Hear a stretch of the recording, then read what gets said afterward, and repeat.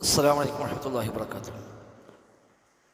بسم الله الحمد لله. اللهم صل على محمد وعلى آل محمد كما صليت على إبراهيم وعلى آل إبراهيم إنك حميد مجيد. اللهم بارك على محمد وعلى آل محمد كما باركت على إبراهيم وعلى آل إبراهيم إنك حميد مجيد. أما بعد فإن خير الكلام كلام الله وخير السنن سنن محمد صلى الله عليه وسلم وشر الأمور محدثاتها وكل محدثة بدعة وكل بدعة ضلالة وكل ضلالة في النار. أعوذ بالله من الشيطان الرجيم. بسم الله الرحمن الرحيم. يا أيها الذين آمنوا اتقوا الله حق تقاته ولا تموتن إلا وأنتم مسلمون. ബഹുമാന്യരായ സഹോദരി സഹോദരങ്ങളെ, റഹ്മാനായ റബ്ബ് സുബ്ഹാനഹു വ തആലയുടെ നിയമ നിർദ്ദേശങ്ങൾ കഴിവിൻ്റെ പരമാവധി ജീവിതത്തിൽ പാലിക്കാൻ ശ്രമിച്ചുകൊണ്ട് തഖ്വയോടെ ജീവിക്കണേ എന്ന് ആമുഖമായി പ്രത്യേകം ഓർമ്മപ്പെടുത്തുകയാണ്. അല്ലാഹു സുബ്ഹാനഹു വ തആല ജീവിതാവസാനം വരെ തൗഹീദിൽ അടിയുറച്ചു നിന്ന് തഖ്വയിൽ അധിഷ്ഠിതമായി ജീവിതത്തെ ക്രമീകരിക്കുവാനുള്ള തൗഫീഖ് നൽകി നമ്മയെല്ലാം അനുഗ്രഹിക്കുമാറാവട്ടെ. ആമീൻ. 4 ക്ലാസ്സുകളാണ് നാം ഇതിനു മുമ്പ് എടുത്തത്. ഇന്ന് 5ാമത്തെ ക്ലാസ്സാണ്. ഒരു ഹദീസ് നമ്മൾ പൂർത്തിയാക്കി. ആ ഹദീസുമായി ബന്ധപ്പെട്ട് ചില ആമുഖങ്ങളും ആദ്യ ക്ലാസ്സുകളിലായി നമ്മൾ മനസ്സിലാക്കി കഴിഞ്ഞിട്ടുണ്ട്. ഉദ്ഘാടനം അടക്കം 5ാമത്തെ അല്ലേ? ആയിക്കോട്ടെ, എത്രയും വേണ്ടി 4ാമത്തേക്ക്. ഈ ഹദീസ് നമ്മൾ 3 ക്ലാസ്സിലാണ് എടുത്തത്. പിന്നെ ഉദ്ഘാടന ക്ലാസ് മേലിനെടുത്തു. അപ്പോൾ 4നായി. 5ാമത്തേക്കപ്പോൾ പിന്നെ 2ാമത്തെ ഹദീസാണ് നമുക്ക് എടുക്കാൻ. 1ാമത്തെ നിയ്യത്തുമായി ബന്ധപ്പെട്ടതായിരുന്നു. 2ാമത്തെ അമലിൻ്റെ രീതി അല്ലാഹു റസൂലും പഠിപ്പിച്ച പ്രകാരം ചെയ്യണമെന്ന് പഠിപ്പിക്കുന്ന വിഷയത്തിലുള്ള ഒരു ഹദീസാണ്. അല്പം ദീർഘമായ ഹദീസാണ്. ഇമാം ബുഖാരി മുസ്ലിം റഹിമഹുമുല്ലാ അവിടെ സ്വഹീഹുകളിൽ ഉദ്ധരിച്ചിട്ടുണ്ട്. ഈ ഹദീസ് അറിയപ്പെടുന്നത് ഹദീസു മുസീഇ സ്വലാ എന്ന.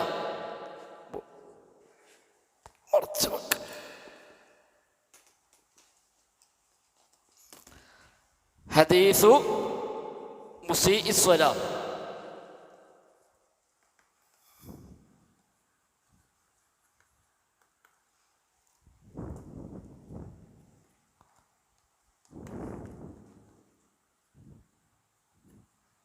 എന്ന പേരിലാണ് പണ്ഡിതന്മാർ ഈ ഹദീസിനെ വിളിക്കാറുള്ളത്. ഹദീസു മുസീഇ സ്വലാ, നിസ്കാരം തെറ്റിച്ചവൻ്റെ ഹദീസ് എന്ന് വേണമെങ്കിൽ മലയാളത്തിൽ നമുക്ക് അർത്ഥം വെക്കാം. മുസീ എന്ന് പറഞ്ഞാൽ തെറ്റായി ചെയ്താൽ, സ്വലാത്ത് നിസ്കാരം. അപ്പം നിസ്കാരം തെറ്റായി നിർവഹിച്ച ആളുടെ ഹദീസ് എന്ന പേരിൽ ഈ ഹദീസ് പ്രസിദ്ധമാണ്. ഹദീസിൻ്റെ ആശയം ഇതാണ്. നബി സ്വല്ലല്ലാഹു അലൈഹി വസല്ലം തങ്ങൾ പള്ളിയിലിരിക്കുമ്പോൾ ഒരാൾ വന്നു, നിസ്കരിച്ചു. ആ നിസ്കാരം കഴിഞ്ഞ് അദ്ദേഹം നബിനെ കണ്ടപ്പോൾ നബിയുടെ അടുത്ത് വന്ന് സലാം പറഞ്ഞു. നബി സലാം മടക്കിയിട്ട് പറഞ്ഞു, നീ 2ാമത് നിസ്കരിക്കുക, നീ നിസ്കരിച്ചിട്ടില്ല എന്ന് പറഞ്ഞു. അപ്പോൾ അദ്ദേഹം 2ാമത് പോയിട്ട് നിസ്കരിച്ചു കഴിഞ്ഞ് വന്നു, നബിയോട് സലാം പറഞ്ഞു. നബി സലാം മടക്കിയിട്ട് പറഞ്ഞു, നീ ഒന്നുകൂടെ പോയി നിസ്കരിക്കുക, നീ നിസ്കരിച്ചിട്ടില്ല. ഇദ്ദേഹം പിന്നെയും പോയി നിസ്കരിച്ചു വന്ന് സലാം ചൊല്ലി. ഇപ്പം സലാം മടക്കിയിട്ട് നബി വീണ്ടും പറഞ്ഞു, നീ വീണ്ടും പോയി നിസ്കരിക്കുക, നീ നിസ്കരിച്ചിട്ടില്ല. അദ്ദേഹം 4ാമതും പോയി നിസ്കരിച്ചു എന്ന റിപ്പോർട്ടിലും അതെല്ലാം 3ാമത് നിസ്കരിച്ചു എന്ന മറ്റൊരു റിപ്പോർട്ടിലുമൊക്കെ കാണാം. അദ്ദേഹം പിന്നെ നിസ്കരിച്ചു, പിന്നെയും വന്നു. അപ്പോഴും നബി ഞങ്ങൾ പറഞ്ഞു, നീ നിസ്കരിക്കുക, നീ നിസ്കരിച്ചിട്ടില്ല. അപ്പം അദ്ദേഹം പറഞ്ഞു, നബി എനിക്ക് ഈ നിസ്കാരം അറിയുള്ളൂ, ഇതിനപ്പുറം ഞാൻ അറിയില്ല. എത്ര പ്രാവശ്യം ഞാൻ മടക്കി പറഞ്ഞയച്ചാലും ഈ നിസ്കാരം അങ്ങനെ നിസ്കരിക്കുന്ന എനിക്ക് വേറെ ഇതിനപ്പുറത്തെ നിസ്കാരം എനിക്ക് പരിചയമില്ല. അപ്പം നബി അദ്ദേഹത്തെ നിർത്തിയിട്ട് നിസ്കാരത്തിൻ്റെ കംപ്ലീറ്റ് നിയമങ്ങളാണ് പഠിപ്പിച്ചു കൊടുത്തു. എങ്ങനെ നിസ്കരിക്കേണ്ടത്, എന്താ അതിൽ ശ്രദ്ധിക്കേണ്ടത് എന്ന് തുടങ്ങി നിസ്കാരവുമായി ബന്ധപ്പെട്ട പ്രധാനപ്പെട്ട മുഴുവൻ കാര്യങ്ങളും നബി ഞങ്ങൾ അതിൽ പഠിപ്പിച്ചു കൊടുത്തു. എന്നിട്ട് പറഞ്ഞു, ഇതേപോലെ നിന്റെ എല്ലാ നിസ്കാരവും ചെയ്തോ എന്ന് നബി അദ്ദേഹത്തിന് അറിയിച്ചു കൊടുക്കുകയും ചെയ്തു. അതാണ് ഹദീസു മുസീഇ സ്വലാ എന്ന പേര് വരാൻ കാരണം. നിസ്കാരം ശരിയല്ലാതെ ചെയ്ത അദ്ദേഹം ആ വിഷയവുമായി ബന്ധപ്പെട്ട ഹദീസ് ആയതുകൊണ്ടാണ് ഹദീസു മുസീഇ സ്വലാ. സയ്യിഅത്ത് എന്നൊക്കെയുള്ള വാക്കുമായി ബന്ധപ്പെട്ട വാക്കാണ് മുസീഇ. മുഹ്സിൻ എന്നതിന് ഓപ്പോസിറ്റാണ് മുസീഇ. മുഹ്സിൻ എന്ന് പറഞ്ഞാൽ നന്നാക്കിയവൻ, മുസീ എന്ന് പറഞ്ഞാൽ തെറ്റിച്ചവൻ, കേടാക്കിയവൻ എന്നൊക്കെയാണ്. അപ്പോൾ ആ പേരിൽ പണ്ഡിതന്മാർ ഈ ഹദീസിനെ അങ്ങനെ പരിചയപ്പെടുത്തുന്നു. ഇമാം ബുഖാരി, മുസ്ലിം, തിർമിദി, അബൂ ദാവൂദ്, നസായി, ഇബ്നു മാജ, ഇമാം അഹ്മദ് മുതൽ ധാരാളം ഹദീസ് പണ്ഡിതന്മാർ തങ്ങളുടെ കിതാബുകളിൽ ഈ ഹദീസ് റിപ്പോർട്ട് ചെയ്തിട്ടുണ്ട്. മാത്രമല്ല കർമ്മശാസ്ത്ര പണ്ഡിതന്മാർ നിസ്കാരവുമായി ബന്ധപ്പെട്ട ഒരു അടിസ്ഥാന അധ്യാപനമായിക്കൊണ്ടാണ് ഈ ഹദീസിനെ അവർ സ്വീകരിച്ചിരിക്കുന്നത്. നിസ്കാരത്തിൻ്റെ ഏതാണ്ട് എല്ലാ ഭാഗങ്ങളും ഇതിൽ വന്നു എന്ന് പറയാം. ചുരുക്കം ചില വശങ്ങൾ മാത്രമേ അതിന് വരാത്തതുള്ളൂ. അതിന് പക്ഷേ ആ മനുഷ്യൻ ചെയ്തത് തെറ്റിയിട്ടില്ലാത്തത് കൊണ്ടായിരിക്കാം ഒരു പക്ഷേ നബി അത് പറയാതെ പോയത് എന്നാണ് വ്യാഖ്യാതാക്കൾ പറയുന്നത്. പത്തഹിയാത്തിൽ പറഞ്ഞിട്ടില്ല. അപ്പോൾ ഒരു പക്ഷെ അത് ആ മനുഷ്യൻ നിർവഹിച്ചത് ശരിയായ രൂപത്തിലായിരിക്കും, അതുകൊണ്ട് അത് പിന്നെ പ്രത്യേകം പറയേണ്ടതില്ല എന്നെനിക്ക് പറയാതിരുന്നതാകും എന്നാണ് വ്യാഖ്യാതാക്കൾ അഭിപ്രായപ്പെടുന്നത്. എന്താണ് ഈ നിസ്കാരവുമായി ബന്ധപ്പെട്ട മുഴുവൻ നിയമങ്ങളുടെയും ഒരു അടിസ്ഥാനം ഈ ഹദീസിൽ നിന്ന് ലഭിക്കും. അതുകൊണ്ട് ആ വക വിഷയങ്ങൾ, നിസ്കാരവുമായി ബന്ധപ്പെട്ട മസ്അലകളിൽ ഒരു അടിസ്ഥാനമായി പണ്ഡിതന്മാർ ഈ ഹദീസിനെ കാണുന്നു. മാത്രവുമല്ല നിസ്കാരത്തിലെ റുക്നുകൾ, ഇതിലെ ഫർളുകൾ, ആ ഫർളുകളെ ഈ ഹദീസ് അടിസ്ഥാനമാക്കിയാണ് പണ്ഡിതന്മാർ വേർതിരിച്ചത്. ഫർളും സുന്നത്തുകളുമൊക്കെ വേർതിരിച്ചത് പ്രധാനമായും ഈ ഹദീസിനെ അവലംബമാക്കിക്കൊണ്ടാണ്. ഇമാം അസ്കലാനി അടക്കമുള്ള ആളുകൾ പറഞ്ഞത് ഈ ഹദീസിൽ ചെയ്യാൻ കൽപ്പിക്കപ്പെട്ട എന്തെല്ലാം ഉണ്ടോ അതൊക്കെ ഫർളാണ്. ഇതിൽ കൽപ്പിക്കപ്പെടാത്ത ഏതൊക്കെയുണ്ടോ അതൊന്നും ഫർളല്ല. ഇനി ആ കൽപ്പിക്കപ്പെടാത്ത ഒന്ന് ഫർളാണ് എന്ന് പറയണമെങ്കിൽ അതിന് വേറെ തെളിവ് വേണമെന്നാണ്. വേറൊരു ഹദീസിൽ അത് നിർബന്ധമായും ചെയ്യണം എന്ന് പറഞ്ഞിട്ടുണ്ടെങ്കിൽ അതുകൂടെ നമുക്ക് അതിൽ കൂട്ടാം, അത്തഹിയാത്ത് പോലുള്ള കാര്യങ്ങൾ. അതല്ലാത്ത ഈ ഹദീസിൽ പറയാത്തതൊന്നും ഫർളായി കണക്കാക്കാൻ കഴിയുകയില്ല. ഈ ഹദീസ് നിർബന്ധമായി പഠിപ്പിക്കപ്പെട്ട എന്തെല്ലാമുണ്ടോ അത് മുഴുവനും നിസ്കാരത്തിൻ്റെ ഫർളുകളായി, റുക്നുകളായി കണക്കാക്കാമെന്നാണ് പൊതുവെ പണ്ഡിതന്മാർ സ്വീകരിച്ചു പോകുന്നത്. മാത്രമല്ല ഹനഫി മദ്ഹബിൽ അബൂ ഹനീഫ ഇമാമിൻ്റെ മദ്ഹബ് പ്രകാരം നിസ്കാരത്തിൽ ഫാത്തിഹ ഓതൽ നിർബന്ധമില്ല. നിസ്കാരത്തിൽ ഏതെങ്കിലും ഖുർആനിലെ ഏതെങ്കിലും ഭാഗം ഓതിയാൽ തന്നെ നിർബന്ധ ബാധ്യത വീടിയെന്നാണ്. എന്നാൽ ശരിയല്ല, ഫാത്തിഹ ഓതണം എന്ന് പറയാൻ ഈ ഹദീസാണ് തെളിവായി സ്വീകരിക്കുന്നത്. ചില മദ്ഹബ് പണ്ഡിതന്മാരുടെ അഭിപ്രായ പ്രകാരം ഒരു റക്അത്തിൽ ഫാത്തിഹ ഓതിയാൽ മതി, മറ്റു റക്അത്തിൽ നിർബന്ധമില്ല.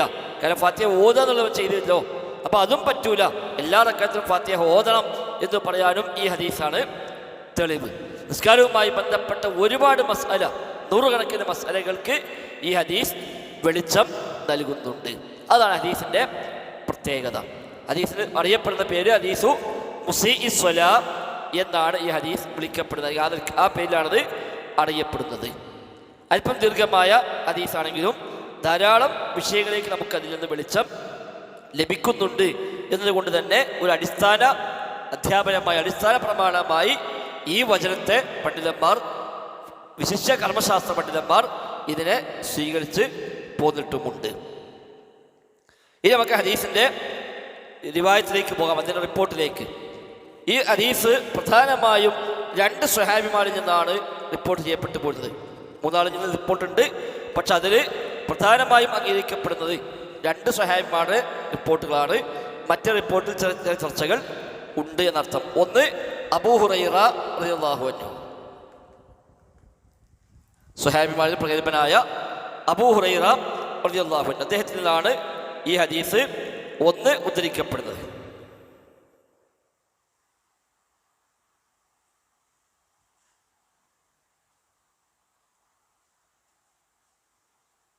രണ്ടാമത് റിഫാഅത്ത് ബിൻ റാഫിഅ, റിഫാഅത്ത് ബിൻ റിഫാഅ ഇബ്നു റാഫിഅ, റിഫാഅത്ത് ബിൻ റാഫിഅ, റാഫിഅന്റെ മകൻ റിഫാഅ റളിയല്ലാഹു അൻഹു. അപ്പോൾ ഒന്ന് അബൂ ഹുറൈറ റളിയല്ലാഹു അൻഹു, മറ്റൊന്ന് റിഫാഅത്ത് ബിൻ റാഫിഅ റളിയല്ലാഹു അൻഹു. ഇവരിൽ നിന്നാണ് ഈ ഹദീസ് ഉദ്ധരിക്കപ്പെടുന്നത് പ്രധാനമായും. അതിൽ അബൂ ഹുറൈറ റളിയല്ലാഹുവിന്റെ റിവായത്താണ് ഏറ്റവും അധികം വന്നിരിക്കുന്നത്. അബൂ ഹുറൈറ ഉദ്ധരിച്ച ആ റിപ്പോർട്ട് അതാണ് ഏറ്റവും കൂടുതൽ ഹദീസ് പണ്ഡിതന്മാർ ഉദ്ധരിച്ചു പോന്ന റിപ്പോർട്ട്. അത് ഉദ്ധരിച്ചവർ ഒന്ന് ഇമാം ബുഖാരി തന്നെ. ഇമാം ബുഖാരി സ്വഹീഹ് ബുഖാരിയിൽ 2 സ്ഥലത്ത് ഈ ഹദീസ് വന്നിട്ടുണ്ട്. അതേപോലെ മറ്റൊന്ന് ഇമാം മുസ്ലിം റഹിമഹുല്ലാഹ് ഈ ഹദീസ് ഉദ്ധരിച്ചിട്ടുണ്ട്. പിന്നെ അബൂദാവൂദ്, തിർമിദി, ഇമാം അഹ്മദ് തുടങ്ങിയ ധാരാളം പണ്ഡിതന്മാർ അബൂ ഹുറൈറ വഴി ഈ ഹദീസ് ഉദ്ധരിച്ചിട്ടുണ്ട്. ബുഖാരി മുസ്ലിം അല്ലാത്ത മറ്റ് ഒട്ടുമിക്ക പണ്ഡിതന്മാരും റിഫാഅത്ത് ബിൻ റാഫിഇന്റെ ആ വഴിക്കും ഈ ഹദീസ് ഉദ്ധരിച്ചിട്ടുണ്ട്. അപ്പോൾ അതിൽ ഇമാം ബുഖാരി മുസ്ലിം ഉദ്ധരിച്ചിട്ടില്ല എന്ന് മാത്രം, മറ്റുള്ളവരൊക്കെ അതും ഉദ്ധരിച്ചിട്ടുണ്ട്. അപ്പം ബുഖാരി അബൂ ഹുറൈറയിൽ നിന്ന് എല്ലാവരും ഉദ്ധരിച്ചു. റിഫാഅത്തിൻ്റെത് ബുഖാരി മുസ്ലിം ഒഴികെ മറ്റുള്ളവരും ഉദ്ധരിച്ചു.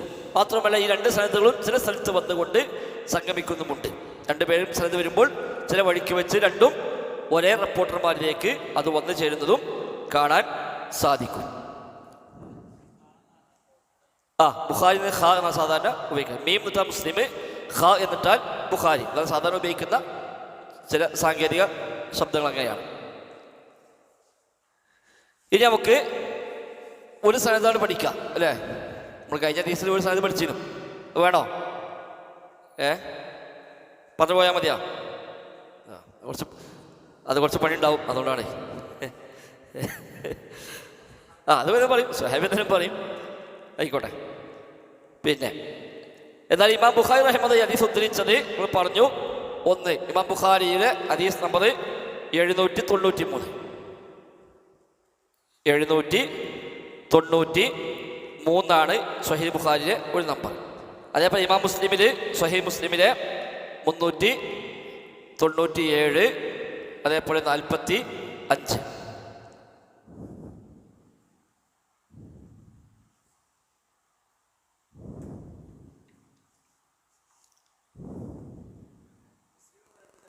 മുസ്ലിമാണ് ശ്രദ്ധിച്ചു. സ്വഹീഹ് ബുഖാരി 793 നമ്പർ. ഇതിലാണ് ഓരോ വിഷയത്തിലേക്ക് വെച്ചുകൊണ്ടാണ് ഈ ഹദീസ് കൊടുക്കാറുള്ളത്.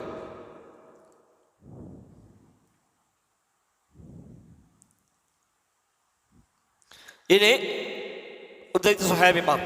ഒന്നാമത് നേരത്തെ പറഞ്ഞ അബൂ ഹുറൈറ റളിയല്ലാഹു അൻഹു ആണ് ഈ ഹദീസിലെ പ്രധാനപ്പെട്ട റാവി. അബൂ ഹുറൈറ എന്ന പേരിൽ അദ്ദേഹം അറിയപ്പെടുന്നു. അബൂ ഹുറൈറ ശരിയായ പേര് Abdurrahman ibn Saqr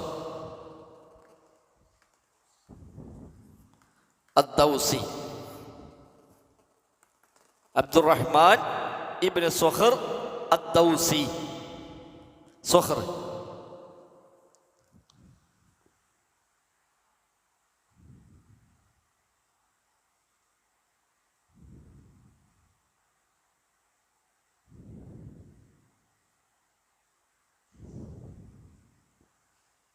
Abdurrahman ibn Sakhr Addawsi സ്വഹാബിമാരിൽ പ്രഗത്ഭനായ സ്വഹാബിയാണ്.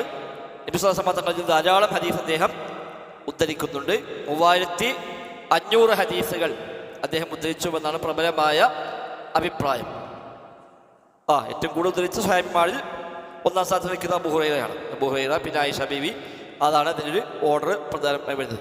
അപ്പം 3500 ഹദീസ് ഇമാം അബൂ ഹുറൈറ ഉദ്ധരിച്ചു എന്നതിൽ തർക്കമില്ല. എന്നാൽ ചിലർ 5000 വരെ അദ്ദേഹത്തിന് റിപ്പോർട്ടുകളായിട്ട് എണ്ണി പറഞ്ഞവരുണ്ട്. ചിലത് വഴീഫ് ഉണ്ടാവും, ചിലത് അല്ലാത്തുണ്ടാവും. മൊത്തത്തിൽ അദ്ദേഹത്തിന് വന്ന റിപ്പോർട്ടുകൾ പറയുമ്പോൾ 5000 അല്ലെങ്കിൽ 5000 സംതിങ് ഒക്കെ പറഞ്ഞ പണ്ഡിതന്മാരുണ്ട്. അതിൽ മാത്രം ഗ്രന്ഥങ്ങൾ തന്നെ രചിക്കപ്പെടുന്നുണ്ട്. അതത് മർവിയാത്ത് അബീ ഹുറൈറ, അബൂ ഹുറൈറയുടെ റിപ്പോർട്ടുകളെ എണ്ണം എന്ന് പറഞ്ഞുകൊണ്ട് എല്ലാ റിപ്പോർട്ടും ക്രോഡീകരിച്ചുകൊണ്ട് അത് എവിടെല്ലാം ഒന്ന് ഏതൊക്കെ കിതാബിലുണ്ട് ആ വ്യത്യസ്ത സനദുകൾ അതെല്ലാം ക്രോഡീകരിച്ചുകൊണ്ട് ഗ്രന്ഥങ്ങൾ എഴുതിയ പണ്ഡിതന്മാർ പോലും ധാരാളമായി ഉണ്ട്. അദ്ദേഹത്തിന് റാവിയത്തുൽ ഇസ്ലാം എന്നാണ് പൊതുവെ സ്ഥാനപ്പേരായി ഹദീസ് പണ്ഡിതന്മാർ നൽകുന്നത്. റാവിയത്തുൽ ഇസ്ലാം, ഇസ്ലാം റിപ്പോർട്ട് ചെയ്ത ആൾ. ഇസ്ലാം റിപ്പോർട്ട് ചെയ്ത ആൾ. അബൂ ഹുറൈറ ഉദ്ധരിച്ച ഹദീസൊക്കെ മാറ്റിവെച്ചാൽ പിന്നെ ഇസ്ലാമില്ല. അബൂ ഹുറൈറ ഉദ്ധരിച്ച ഹദീസ് എല്ലാം ഒഴിവാക്കുകയാണെങ്കിൽ പിന്നെ ഇസ്ലാമിൻ്റെ ഒരു സംഗതിയും അയാൾക്ക് സ്വീകരിക്കാൻ കഴിയുകയില്ല. അനുസരിക്കപ്പെട്ടതാണ്. അതുകൊണ്ടാണ് ഇസ്ലാമിന്റെ ശത്രുക്കൾ അബൂ ഹുറൈറയെ പറ്റി മോശാഭിപ്രായം ഉണ്ടാക്കാൻ ആദ്യം ശ്രമിക്കുന്നത്. അദ്ദേഹത്തിനെ ഒഴിവാക്കി കഴിഞ്ഞാൽ പിന്നെ ഇസ്ലാം മൊത്തം പൊളിക്കാൻ എളുപ്പമുണ്ട്. അപ്പോൾ ഹദീസ് എടുക്കുക പറയേണ്ട ആവശ്യമില്ല, ഹദീസുകൾ തള്ളും എന്ന് പറയേണ്ട കാര്യമില്ല. അബൂ ഹുറൈറ ശരിയല്ല, സ്വഹാബികളൊക്കെ തള്ളോ ചോദിച്ചാൽ ഇല്ല, ഹദീസ് തള്ളോ ഇല്ല. പക്ഷേ അബൂ ഹുറൈറ ശരിയല്ല എന്ന് പറഞ്ഞാൽ അത് മതി, അതോടെ മൊത്തം ഒഴിവാക്കാൻ പറ്റും. അൻസ്വാരിയല്ല, അദ്ദേഹം ശരിക്കും ദൗസ് കുടുംബ ഗോത്രക്കാരനാണ്. പിന്നീട് അവിടുന്ന് വന്ന് ഇസ്ലാം സ്വീകരിച്ച് മദീനയിൽ വന്ന് കൂടിയതാണ്. അപ്പം അദ്ദേഹം അബൂ ഹുറൈറ റളിയല്ലാഹു അൻഹുവിനെ തള്ളുന്നതോടുകൂടി ഇസ്ലാമിക വിശ്വാസ ആചാര കർമ്മ മേഖലകളിലെ എല്ലാ അലവും പിടിയും പൊളിച്ചു കൊടുക്കാൻ പറ്റും. അതുകൊണ്ടാണ് അബൂ ഹുറൈറയെ ആക്രമിക്കാൻ പഴയകാലം മുതൽ തന്നെ ഇസ്ലാമിൻ്റെ ശത്രുക്കൾ ഷിയാക്കളാവട്ടെ അല്ലാത്തവരാകട്ടെ എല്ലാവരും ഇന്നത്തെ കാലത്ത് നമ്മുടെ നാട്ടിൽ ചേകരൂർ അടക്കമുള്ള ആളുകൾ അവരൊക്കെ ആ മഹാനായ സ്വഹാബിയെ പറ്റി മോശാഭിപ്രായം ഉണ്ടാക്കാൻ ശ്രമിക്കുന്നു. ചേകരൂർ മൗലവി പറഞ്ഞത് ജൂത മുനാഫിക്കായ അബൂ ഹുറൈറ എന്നാണ്. നഊദുബില്ലാ. അദ്ദേഹത്തിന് പുസ്തകത്തിൽ ഉപയോഗിക്കുന്ന പദപ്രയോഗം അതാണ്. കാരണം ആ ഒറ്റ വാക്കോട് കൂടി ഇസ്ലാമിനെ മൊത്തം പൊളിക്കാൻ പിന്നെ എളുപ്പമുണ്ട്. യഥാർത്ഥത്തിൽ ഇമാം മുസ്ലിം ഉദ്ധരിക്കുന്ന ഹദീസിൽ കാണാം, അബൂ ഹുറൈറ റളിയല്ലാഹു അൻഹുവിനെ സ്നേഹിക്കുക എന്നത് ഒരാളുടെ ഈമാന്റെ ലക്ഷണമാണ്.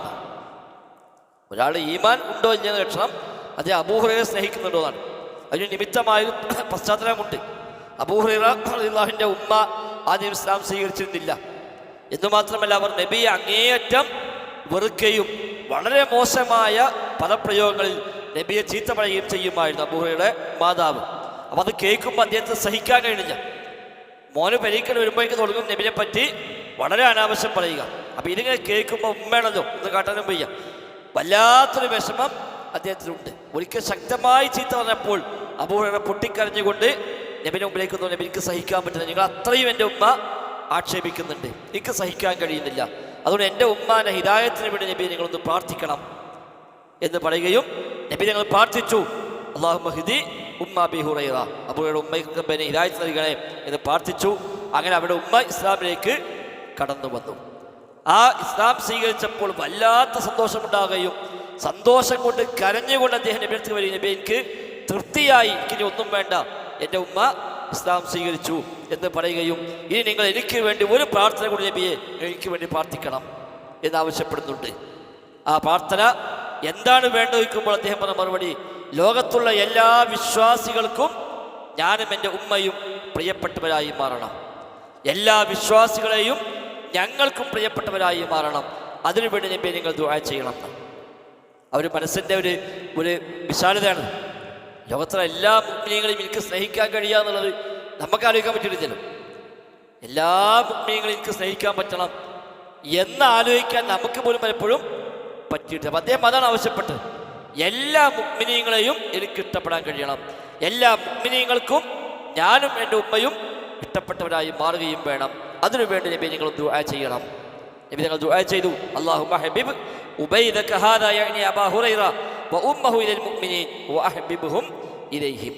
അല്ലാഹുവേ, നിന്റെ ഈ കൊച്ചടിമയായ അബൂ ഹുറൈറയും ഉമ്മയെയും നീ വിശ്വാസികൾക്ക് പ്രിയപ്പെട്ടവരാക്കി മാറ്റണേ, വിശ്വാസികളെ അവർക്കും പ്രിയപ്പെട്ടവരാക്കി മാറ്റണേ എന്ന് ദുആ ചെയ്തു. നബിയുടെ വഫാത്തിന് ശേഷം അബൂ ഹുറൈറ പറയുന്നുണ്ട്, എനിക്കുറപ്പുണ്ട് ലോകത്തിൻ്റെ ഏത് കോണിൽ ഉള്ള ഏത് വിശ്വാസിയും എന്നെ കണ്ടിട്ടില്ലാത്ത എന്നാൽ എന്നെപ്പറ്റി കേട്ടിട്ടുള്ള ഒരു മുഅ്മിൻ ലോകത്തെവിടെയുണ്ടോ അവർ എന്നെ സ്നേഹിക്കാതിരിക്കുകയില്ല. അപ്പോൾ ചോദിച്ചാൽ എങ്ങനെ നിങ്ങൾക്ക് അത് പറയാൻ പറ്റുക? അപ്പോഴാണ് ഈ ഹദീസ് പറഞ്ഞത്. ഞാൻ പണ്ട് നബിനോട് ആവശ്യപ്പെട്ട് നബിക്ക് വേണ്ടി പ്രാർത്ഥിച്ച ഒരു പ്രാർത്ഥനയുണ്ട് ഇങ്ങനെ. അതുകൊണ്ട് എനിക്ക് ഉറപ്പാണ് ലോകത്ത് എവിടെ മുഅ്മിനീങ്ങളുണ്ടോ എന്നെ കണ്ടിട്ടില്ലെങ്കിലും അവർ എന്നെ സ്നേഹിക്കും എന്നെപ്പറ്റി കേട്ടാൽ. പണ്ഡിതന്മാർ പറയും ഇസ്ലാമിൻ്റെ മുഴുവൻ കൂടിയാണത്. പിഴച്ച കക്ഷികളെയും അല്ലാത്തവരെയും വേർതിരിക്കാൻ ഈ ഒറ്റൊന്ന് മതി. അഹ്ലുസുന്നയല്ലാത്ത ബാക്കി മുഴുവൻ കക്ഷികളും അബൂ ഹുറൈറയെ ആക്ഷേപിക്കുന്നു. അപ്പം അബൂ ഹുറൈറയെ സ്നേഹിക്കുക എന്നുള്ളത് ഒരാൾ ശരീരപക്ഷത്താണോ അല്ലേന്ന് വേർതിരിച്ചറിയാനുള്ള ഒരു അളവുകോലാണ്. ബാക്കിയൊന്നും വേണ്ട, ബാക്കി ഒരു വിശ്വാസം ആചാരം ഒന്നും ചോദിക്കേണ്ട ആവശ്യമില്ല. അബൂ ഹുറൈറയെ പറ്റി എന്താ പറയണമെന്ന് ചോദിച്ചാൽ മതി. ഇതിപ്പോൾ എന്തായാലും അത്ര നമുക്ക് എടുക്കാൻ പറ്റൂല എന്ന് പറയുകയാണെങ്കിൽ ഓൻ്റെ ഈമാൻ ഒരു കുഴപ്പമുണ്ടെന്ന് മനസ്സിലാക്കാം. അപ്പം ശരിയായ ഈമാൻ്റെ വക്താവിനെയും പിഴച്ചവനെയും വേർതിരിച്ചയാളെ മാനദണ്ഡമായി പണ്ഡിതന്മാർ അബൂ ഹുറൈറയെ സ്നേഹിക്കുക എന്നതിനെ ഒരു അടിസ്ഥാനമായി സ്വീകരിച്ചിട്ടുണ്ട്. അതേപോലെ അൻസ്വാരികളെ സ്നേഹിക്കൽ വേറെ ഹദീസ് വന്നിട്ടുണ്ട്. അൻസ്വാരികളെ സ്നേഹിക്കൽ ഈമാൻ്റെ ഭാഗമാണ്, അൻസ്വാരികളെ വെറുക്കൽ കുഫറിൻ്റെ അടയാളമാണ് എന്നൊക്കെ ഹദീസിൽ പറയും പഠിപ്പിക്കപ്പെട്ടു. സ്വഹാബിമാരെ സ്നേഹിക്കുന്നത് പൊതുവായി വേറെ പറഞ്ഞിട്ടുണ്ട്. അപ്പോൾ ആ അബൂ ഹുറൈറയാണ് ഈ ഹദീസ് റിപ്പോർട്ട് ചെയ്യുന്നത്. ധാരാളം ഹദീസ് അദ്ദേഹം റിപ്പോർട്ട് ചെയ്തു. കാരണം അദ്ദേഹം അഹ്ലു സുഫയിൽപ്പെട്ട ആളാണ്, മദീന പള്ളിയിൽ വന്ന് കൂടിയവരാണ്. അദ്ദേഹത്തിന് അന്ന് കുടുംബങ്ങളില്ല, വേറെ ഏർപ്പാടുകളില്ല. അതുകൊണ്ട് നബിൻ്റെ പള്ളിയിൽ വന്ന് ഫുൾ ടൈം നബിയുടെ കൂടെ കൂടുമായിരുന്നു. വേറെ പ്രത്യേകിച്ച് വേറെ ഷുഗലൊന്നുമില്ല. അവിടെ നബിൻ്റെ പള്ളിയിൽ അഹ്ലു സുഫ എന്ന് പറയുന്ന വിഭാഗം മദീന പള്ളിയിലുണ്ടായിരുന്നു. അഹ്ലു സുഫ, സുഫയുടെ ആളുകൾ. സുഫ എന്ന് പറഞ്ഞാൽ നമ്മുടെ നാടൻ ഭാഷയിൽ പറഞ്ഞാൽ ഈ പള്ളിൻ്റെ ചെരുണ്ടല്ലോ, ചെരു, അതിനാണ് ശരിക്കും സുഫ എന്ന് പറയുക. അഹ്ലു സുഫ, വീടൊന്നുമില്ലാത്ത, ഇസ്ലാം സ്വീകരിച്ച പെരിന്ന് പുറത്താക്കി പോകുന്ന ആളുകൾ, അന്യ നാട്ടിൽ നിന്നൊക്കെ അവിടെ നിന്ന് കൂടിയ ആളുകൾ, അങ്ങനെയുള്ളവരൊക്കെയാണ് അന്ന് നബിൻ്റെ പള്ളി വന്ന് കൂടും. ആരെങ്കിലുമൊക്കെ വല്ലതും തിന്നാൻ കൊടുത്താൽ അത് തിന്നും. ഇതേപോലെ ജോലിയും കിട്ടിയാൽ പിന്നെ ജോലി ചെയ്തിട്ട് തിരിച്ചു പോരും. ഇനി അതല്ല ആളുകൾ വീട്ടിൽ ക്ഷണിക്കുകയാണെങ്കിൽ ഓരോ കൂടെ പോകും.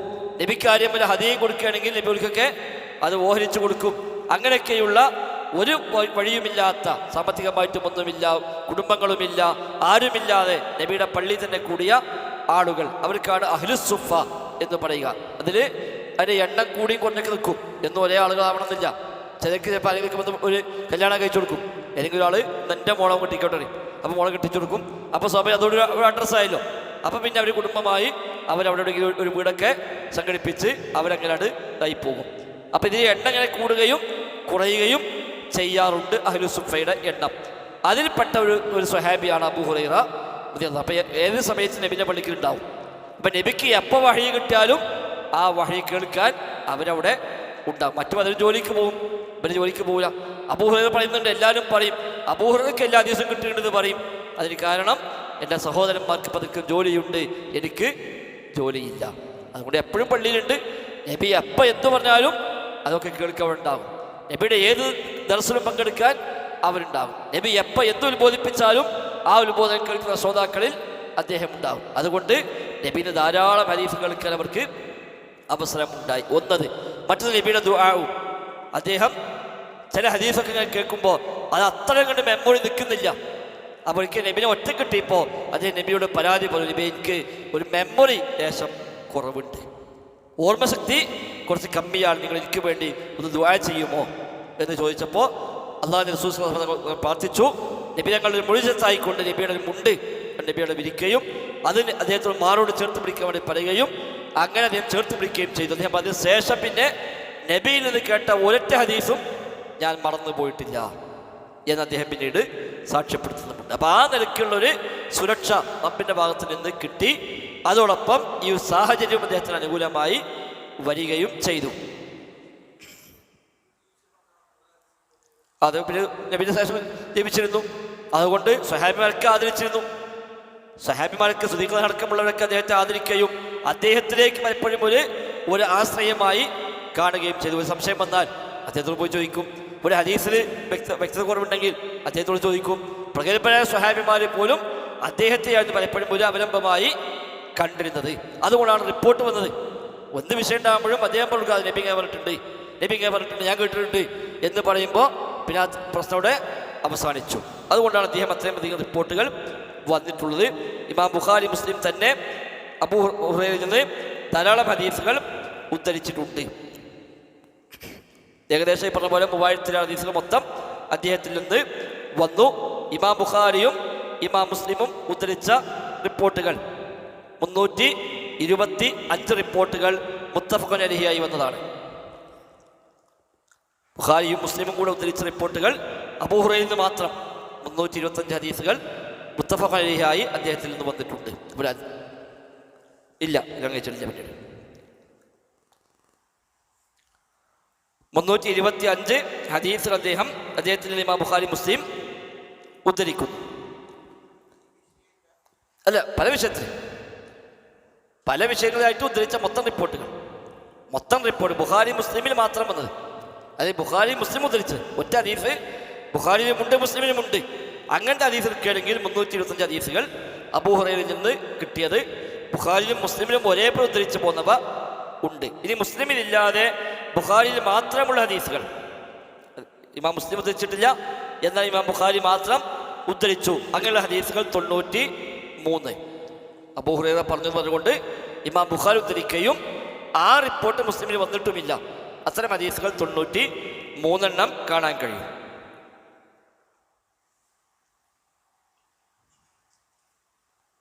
ഇമാം മുസ്ലിം റഹിമഹുല്ല മാത്രം ഉദ്ധരിച്ചത് 129.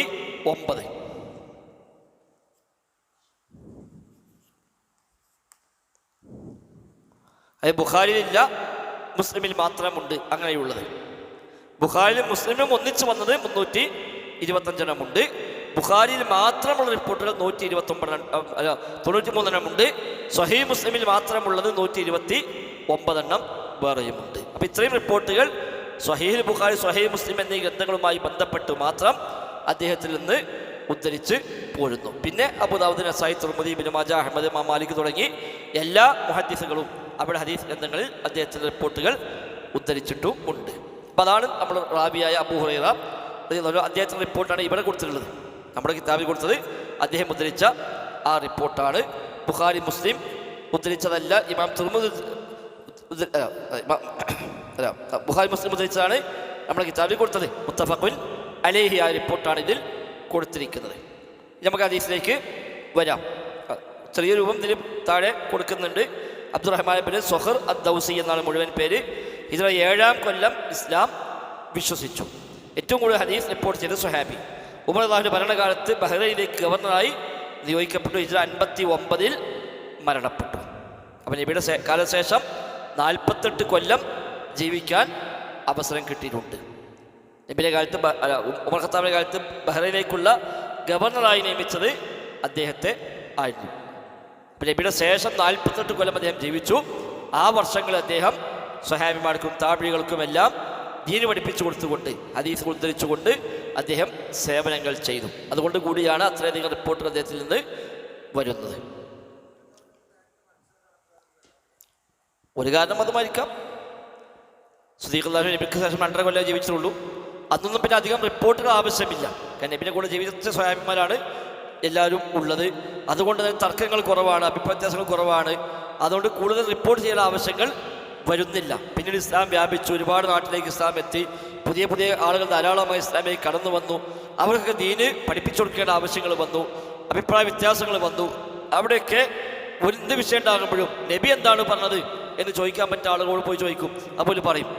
അങ്ങനെ ഈ റിപ്പോർട്ട് ചെയ്യാന്നുള്ള സിസ്റ്റം ഇപ്പോൾ നല്ല അന്നിപ്പോൾ ഇന്നത്തെമാര് ഒരു ഹദീസ് രേഖപ്പെടുത്താൻ റിപ്പോർട്ട് ചെയ്തില്ലല്ലോ. ഒരു വിഷയം വരുമ്പോൾ പഠിപ്പിച്ചു കൊടുക്കുകയാണല്ലോ, നബി ഇങ്ങനെ പറഞ്ഞിരിക്കുന്നു എന്ന് പഠിപ്പിച്ചു കൊടുക്കുകയാണ്. അതാണ് അബൂ ഹുറൈറ, ആയിഷ ബീവിയൊക്കെ ധാരാളം റിപ്പോർട്ട് വരാനുള്ള കാരണങ്ങളിൽ ഒന്ന് അതാണ്.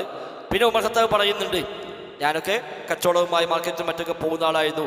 അതുകൊണ്ട് അൽഹാനി അസ്വഫഖു ഫിൽ അസ്വാഖ്, അങ്ങാടിയിലെ ശബ്ദകോലാഹലങ്ങൾ എന്നൊക്കെ ശ്രദ്ധ തിരിച്ചു വിട്ടു എന്ന് ഉമർ ഖത്താബ് പിന്നീട് ഒരിക്കൽ വേദനയോടെ പറയുന്നുണ്ട്. ഹുറൈറ എന്ന് പറഞ്ഞാൽ പൂച്ചക്കുട്ടി എന്നാണ് നേരർത്ഥം. ഹുറൈറ, ഹിറത്ത്, ഹിറ പൂച്ച, ഹുറൈറ പൂച്ചക്കുട്ടി. അദ്ദേഹം പൂച്ചക്കുട്ടികളെ വലിയ ഇഷ്ടമായതുമാണ്. പൂച്ചക്കുട്ടികളെ ഭയങ്കര ഇഷ്ടം. പൂച്ചക്കുട്ടികളെ ഇങ്ങനെ എപ്പോഴും അദ്ദേഹത്തെ കളിപ്പിച്ചുകൊണ്ടുമൊക്കെ അദ്ദേഹത്തിന് കൂടെ ഉണ്ടാകുമായിരുന്നു. അങ്ങനെ നബി കൊടുത്തൊരു വിളിപ്പേരാണ് അബൂ ഹുറൈറ, ഹുറൈറാൻ്റെ വാപ്പ, പൂച്ചക്കുട്ടിൻ്റെ വാപ്പ എന്നൊരു വിളിപ്പേരായിക്കൊണ്ട് നബി ഇട്ട പേരാണ്. അദ്ദേഹത്തിന് ഏറ്റവും ഇഷ്ടപ്പെട്ട പേര് അതായിരുന്നതാണ്. അബൂ ഹുറൈറയ്ക്ക് ഏറ്റവും ഇഷ്ടപ്പെട്ട പേര് നബി ഇട്ട പേരാണല്ലോ. അപ്പോൾ ആ പേര് അദ്ദേഹം വലിയ ഇഷ്ടമായിരുന്നു. അതുകൊണ്ട് സ്വഹാബിമാരെല്ലാവരും വിളിച്ചതും ആ പേരിൽ തന്നെയാണ്. അതുകൊണ്ട് അദ്ദേഹത്തിൻ്റെ പേരെന്ത് എന്നത് പോലും പിൽക്കാലത്ത് അഭിപ്രായ വ്യത്യാസം ഉണ്ടായിട്ടുണ്ട്. എന്താണ് അദ്ദേഹത്തിന് ശരിയായ പേര്? ആ പേര് അറിയാതെ പോയി. ആ പേര് എവിടെയും അന്ന് പേര് അതൊന്നും ഇല്ലല്ലോ, SSLC ബുക്കും റേഷൻ കാർഡൊന്നും ഇല്ലല്ലോ നോക്കാൻ. അപ്പം ആകെ പേര് ആവശ്യമുള്ളത് വിളിക്കാനാണ്. അന്നത്തെ കാലത്ത് പേര് ആകെ ആവശ്യം വരിക ഒരാളെ വിളിക്കാൻ. ആ വിളി ഇങ്ങനെ ആയിപ്പോയാൽ പിന്നെ മറ്റേ പേര് ആർക്കും മുമ്പൊക്കെ മാറ്റുണ്ടല്ലോ. ഓരോരോ പേരിട്ട് കഴിഞ്ഞാൽ എന്തെങ്കിലും ഒരു കുഞ്ഞിപ്പാന്നോ മാനോ ഒക്കെ പേരിട്ട് കഴിഞ്ഞാൽ പിന്നെ അങ്ങനെ വലുതായി മാനോജിയായി മാനോക്കായി അങ്ങനെ പോയി പേര് പലപ്പോഴും ആർക്കും അറിഞ്ഞോളുന്നില്ല. ഇന്നത്തെ കാലത്ത് വിഷയമല്ല. കാരണം എവിടെ ചെന്നാലും ഒരു പേര് ഒപ്പിടാണ്ടാവും, ഒരു ഫോം പൂരിപ്പിക്കാണ്ടാവും. അന്നതൊന്നുമില്ല. അതുകൊണ്ട് അന്ന് ആകെ പേര് ആവശ്യം വിളിക്കപ്പെടാൻ മാത്രമാണ്. ആ വിളിയാവട്ടെ അബൂ ഹുറൈറ എന്ന പേരിലാണ് താനും. അപ്പം പിന്നെ ശരിയായ പേരെന്ത് എന്ന് എവിടെയും രേഖപ്പെടുത്തേണ്ട കാര്യമില്ല. ആരും അത് വിളിക്കുന്നില്ല, ആരും പരിചയപ്പെടുത്തുന്നില്ല. അതുകൊണ്ട് അദ്ദേഹത്തിൻ്റെ പേരെന്ത് എന്നതിൽ പോലും അഭിപ്രായ വ്യത്യാസങ്ങൾ പിന്നീട് വന്നിട്ടുണ്ട്. അതിൽ ഏറ്റവും പ്രബലമായ അഭിപ്രായമാണ് അബ്ദുറഹ്മാൻ ഇബ്നു സുഖർ. ദൗസ് എന്ന അദ്ദേഹത്തിൻ്റെ കുടുംബ പേരാണ്.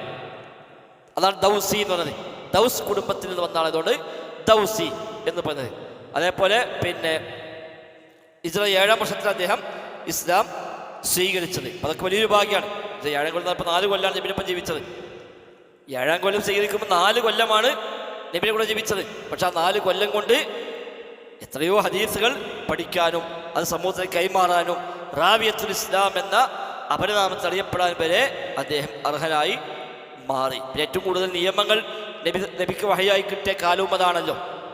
ഏറ്റവും കൂടുതൽ നിയമങ്ങൾ, ഹറാം ഹലാലുകൾ, മറ്റു ഹക്കാമുകൾ, ഇതെല്ലാം നബിക്ക് വഹയായി കിട്ടിയത് പഠിപ്പിക്കപ്പെട്ടത് മദീന കാലഘട്ടത്തിലാണ്.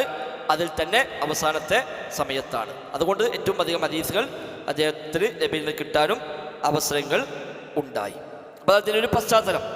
ഇനി ഹദീസ് പറയാനുള്ള സാഹചര്യം അതാണ്. അൻ അബീ ഹുറൈറ റളിയല്ലാഹു അൻഹു അന്ന റജുലൻ ദഖലൽ മസ്ജിദ യുസല്ലി. അദ്ദേഹം പറയാണ്, അന്ന റജുലൻ, ഒരു മനുഷ്യൻ, ദഖലൽ മസ്ജിദ, പള്ളിയിൽ പ്രവേശിച്ചു, യുസല്ലി, നിസ്കരിക്കുവാനായി. ഒരു മനുഷ്യൻ പള്ളിക്ക് നിസ്കരിക്കാനായി പ്രവേശിച്ചു. ഏത് നിസ്കാരം പറഞ്ഞിട്ടില്ല, ഫർളാണോ സുന്നത്താണോ എന്നൊന്നും പറഞ്ഞിട്ടില്ല, ഏതുമാകാം. എന്നാൽ 2 റക്അത്ത് നിസ്കരിച്ചു എന്നാണ് റിപ്പോർട്ടിലൊക്കെ വന്നത്. അതുകൊണ്ട് അത് ഫർളായിരുന്നില്ല. നബിയുടെ പള്ളിക്കലുണ്ട്, നബിയുടെ കൂടെ സ്വഹാബിമാരുണ്ട്, ഇവിടെ ഔദ്യോഗിക ജമാഅത്തിൽ പങ്കെടുത്തതാണെങ്കിൽ ഈ സാഹചര്യം ഉണ്ടാവുകയില്ല. അപ്പോൾ ഒരു മിക്കവാറും പണ്ഡിതന്മാരൊക്കെ പറഞ്ഞത് പള്ളിയിൽ കയറിയാൽ 2 റക്അത്ത് തഹിയ്യത്താകാനാണ് സാധ്യത. പള്ളി കയറി വന്നു, ദഖലൽ മസ്ജിദാണോ, പള്ളിയിൽ പ്രവേശിച്ചു എന്നാണ്. പള്ളിയിൽ കയറി നിസ്കരിച്ചു, പിന്നെ ഇറങ്ങാൻ പുറപ്പെടുമ്പോഴാണ് വിളിച്ചിട്ട് പറഞ്ഞത് ഒന്നുകൂടെ നിസ്കരിക്കുക. അപ്പം ആ നിസ്കാരം സ്വാഭാവികമായും ഒരു തഹിയ്യത്ത് നിസ്കാരം അല്ലെങ്കിൽ മറ്റേതെങ്കിലും സുന്നത്ത് നിസ്കാരം അതാവാനാണ് കൂടുതൽ സാധ്യത. അപ്പോൾ ഒരു മനുഷ്യൻ ദഖലൽ മസ്ജിദ, അദ്ദേഹം പള്ളിയിൽ പ്രവേശിച്ചു, യുസല്ലി, നിസ്കരിക്കുവാനായി, അഥവാ പള്ളിയിൽ കയറി നിസ്കരിച്ചു അർത്ഥം. ഒരാൾ പള്ളിയിൽ കയറി നിസ്കരിച്ചു. റസൂലുള്ളാഹി സ്വല്ലല്ലാഹു അലൈഹി വസല്ലമ ഫീ നാഹിയത്തിൽ മസ്ജിദ്. റസൂലുള്ളാഹി സ്വല്ലല്ലാഹു അലൈഹി വസല്ലം, അല്ലാഹുവിൻ്റെ റസൂൽ സ്വല്ലല്ലാഹു അലൈഹി വസല്ലമ ഫീ നാഹിയത്തിൽ മസ്ജിദി, പള്ളിയുടെ ഒരു ഭാഗത്ത് ഉണ്ട്. നാഹിയ എന്ന് പറഞ്ഞാൽ ഭാഗം. പള്ളിയുടെ ഒരു വശത്ത് നബി തങ്ങൾ അവിടെ ഇരിക്കുന്നുണ്ട്. ചില റിപ്പോർട്ടുകളിൽ നബിയുടെ കൂടെ സ്വഹാബിമാരും ഉണ്ട് എന്ന് കാണാൻ പറ്റും. രണ്ടാമത്തെ റാബിയായ റിഫാഅത്ത് ബിൻ റാഫി, അദ്ദേഹം പറയുന്നുണ്ട്, ഞങ്ങൾ നബിയുടെ കൂടെ ഇരിക്കുകയായിരുന്നു അത്. അപ്പം നബിയുടെ കൂടെ സന്നിഹിതമായവരിൽ അബൂ ഹുറൈറ ഉണ്ട്, അതേപോലെ റിഫാഅത്തും അവിടെയുണ്ട്. റിഫാഅത്ത് ഹദീസ് ഉദ്ധരിക്കുമ്പോൾ പറഞ്ഞ വാക്കതാണ്, ഒരാൾ വന്ന് നിസ്കരിച്ചു, വനഹ്നു ജുലൂസൻ മഅ റസൂലില്ലാഹ്, ഞങ്ങൾ അല്ലാഹുവിന്റെ റസൂലിന്റെ കൂടെ ഇങ്ങനെ ഇരിക്കുകയായിരുന്നു. ആ സമയത്ത് ഒരാൾ വന്ന് നിസ്കരിച്ചു. ആള് ആര് എന്നത് ഈ റിപ്പോർട്ടിൽ എവിടെയും നേക്കുന്ന പേര് പരാമർശിച്ചിട്ടില്ല. എന്നാൽ മറ്റു റിപ്പോർട്ടുകളിൽ പേരൊക്കെ പറഞ്ഞു കാണുന്നു. പക്ഷെ അത് എത്ര സ്ഥിരപ്പെട്ടതാണോ അല്ലേ എന്നതൊക്കെ ചില വീഴ്ച വ്യത്യാസങ്ങളുണ്ട്. ആരാണെങ്കിലും നമ്മെ സംബന്ധിച്ചത് വലിയ ഘടകമല്ല. സ്വഹാബിയാണെന്ന് ഉറപ്പാണ്. അദ്ദേഹമാണ് പള്ളി വന്ന് ഈ നിലക്ക് നിസ്കരിച്ചത് എന്ന് വ്യക്തം. അദ്ദേഹം വന്നു നിസ്കരിച്ചു. ഫജാഅ ഫസല്ലമ അലൻ നബിയ്യി സ്വല്ലല്ലാഹു അലൈഹി വസല്ലം. ഫജാഅ, അദ്ദേഹം വന്നു, അങ്ങനെ ഫസല്ലമ, സലാം പറഞ്ഞു, അലൻ നബിയ്യി സ്വല്ലല്ലാഹു അലൈഹി വസല്ലം, നബി തങ്ങളുടെ അടുത്ത് വന്നിട്ട് സലാം പറഞ്ഞു. മറ്റു പല റിപ്പോർട്ടിൽ വ്യക്തമാകുന്നത് നിസ്കാരം കഴിഞ്ഞ ശേഷമാണ്. അത് അങ്ങനെ തന്നെ പറഞ്ഞില്ലെങ്കിലും ശേഷം കിട്ടുമെന്ന്. എന്നാൽ ഇതിനകത്ത് എടുത്തു പറഞ്ഞില്ല, പള്ളി നിസ്കരിക്കാനായി കയറി നബിയോട് സലാം പറഞ്ഞു എന്നുള്ളത്. എന്നാൽ മറ്റു ഒരുപാട് റിപ്പോർട്ട് വരുമ്പോൾ നിസ്കാരം കഴിഞ്ഞപ്പോൾ അദ്ദേഹം വന്നു, നബിയോട് സലാം പറഞ്ഞു എന്ന് തന്നെ വ്യക്തമായി വന്നിട്ടുണ്ട്. അപ്പം പള്ളിയിൽ കയറി 2 റക്അത്ത് നിസ്കരിച്ചു. ശേഷം നബിനെ പള്ളി കണ്ടപ്പോൾ സ്വാഭാവികമായിട്ട് ചെന്നിട്ട് നബിയോട് സലാം പറഞ്ഞു. ഫഖാൽ, അപ്പോൾ നബി ഞങ്ങൾ പറഞ്ഞു, ഇർജിഅ് ഫസല്ലി ഫഇന്നക ലം തുസല്ലി. ഇർജിഅ്, നീ മടങ്ങിപ്പോവുക, ഫസല്ലി, നീ നിസ്കരിക്കുക, ഫഇന്നക, തീർച്ചയായും നീ, ലം തുസല്ലി, നീ നിസ്കരിച്ചിട്ടില്ല, അതുകൊണ്ട് പോയിട്ട് ഒന്നുകൂടെ നിസ്കരിക്ക് എന്ന് പറഞ്ഞു. ബുഖാരിയുടെ തന്നെ മറ്റു റിപ്പോർട്ടിൽ നബി തങ്ങൾ ഫറദ്ദ അലൈഹി, നബി സലാം മടക്കി എന്ന് പ്രത്യേകം വന്നിട്ടുണ്ട്. സലാം പറഞ്ഞു, നബി സലാം മടക്കി. സലാം മടക്കിയ ശേഷമാണ് എന്ന് പറഞ്ഞത്, നീ പോയി വീണ്ടും നിസ്കരിക്കുക എന്ന് പറഞ്ഞത്. അപ്പം ഇവിടെ നബിയും സഹാബിയും ഒന്നിച്ചിരിക്കുകയാണ്. പക്ഷെ വന്ന് സലാം പറഞ്ഞത് അതേ നബിയോടാണ് സലാം പറഞ്ഞത്. അപ്പം അങ്ങനെ വേണമെങ്കിൽ പറയാം എന്നതിന് കിട്ടും. ഒരാളിരിക്കുന്നു, ഒരാൾ വന്നിട്ട് അദ്ദേഹത്തിന് മാത്രം സലാം പറഞ്ഞപ്പോൾ ഇവിടെ നബിയാണ്. അപ്പം അങ്ങനെ ഒരാളെ പ്രത്യേകം ഒരു കൂട്ടത്തിൽ അഭിസംബോധന ചെയ്തുകൊണ്ട് സലാം പറയുന്നതിനോ സംസാരിക്കുന്നതിനോ വിരോധമില്ല എന്ന് ഈ സംഭവം അറിയിക്കുന്നുണ്ട്. പ്രത്യേകിച്ച് ഒരു ആലിം അല്ലെങ്കിൽ ആ നിലക്ക് ഒരു ആദരിക്കപ്പെടുന്ന ഒരാൾ, സദസ്സിലേക്ക് വലിയ ഒരാളുണ്ട്, ആ കൂട്ടത്തിൽ നമ്മൾ ബഹുമാനിക്കുന്ന ആദരിക്കുന്ന ഒരാളുമുണ്ട്. നിങ്ങൾ വേണ്ടോ അസ്സലാമു അലൈക്കും എന്നാണ്. എന്താ അപ്പം മൂപ്പർക്ക് മാത്രം സലാം അത് പറ്റുന്നു? അങ്ങനെ പറ്റും. ഇവിടെ നബിയും സഹാബികളും ഒന്നിച്ചിരിക്കുമ്പോഴാണ് കയറി വന്ന് ഫസല്ലമ അലൻ നബിയ്യി, നബിയോട് അദ്ദേഹം സലാം പറഞ്ഞു എന്ന് പ്രത്യേകമായി വന്നു. നബി ആ സലാം മടക്കുകയും ചെയ്തു. ഇനി മാത്രമല്ല, ഒരു സംഘമായിരിക്കുമ്പോൾ ഒരാൾ മടക്കിയാൽ മതി. ഒരു സദസ്സിലേക്ക് കയറി വന്നു, സലാം പറഞ്ഞു. എല്ലാവരും മടക്കൽ നിർബന്ധമില്ല. നമ്മുടെ ക്ലാസ്സർക്കാണ് ഒരാൾ വന്നു സലാം പറയുകയാണെങ്കിൽ ഒരാൾ മടക്കിയാൽ ബാധ്യത കഴിഞ്ഞു. ആരും മടക്കിയില്ലെങ്കിൽ എല്ലാവർക്കും ഒരു ബാധ്യത ഉണ്ട്. ഒരാൾ സലാം മടക്കിയാൽ തന്നെ ബാക്കി എല്ലാവരുടെ ബാധ്യതയും വീടി. അപ്പം എല്ലാവരും കൂടി സലാം മടക്കണം എന്നില്ല, മടക്കിയ നല്ല കാര്യം എന്ന് പറയുന്ന കാര്യം. പക്ഷേ മടക്കിയില്ലെങ്കിൽ തെറ്റൊന്നുമല്ല.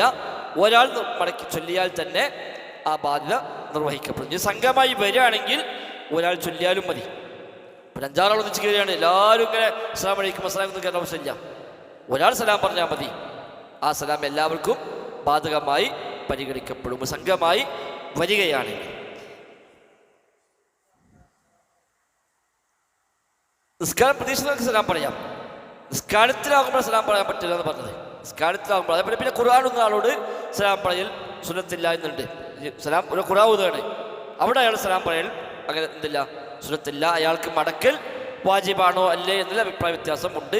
ഞാൻ അപ്പം മടക്കിയില്ല, ഖുർആൻ കഴിഞ്ഞിട്ട് മടക്കിയാലും തെറ്റൊന്നുമല്ല എന്നാണ് അതിലുള്ള പൊതുവെ അഭിപ്രായം. ഭക്ഷണം കഴിക്കുന്ന ആൾ, അതേപോലെ മലമൂത്ര വിസർജനം നിർവഹിക്കുന്ന ആൾ, അവരോടൊക്കും എന്തില്ല, സലാം മടക്കൽ ആ സമയത്ത് അവർക്ക് ബാധ്യതയില്ല.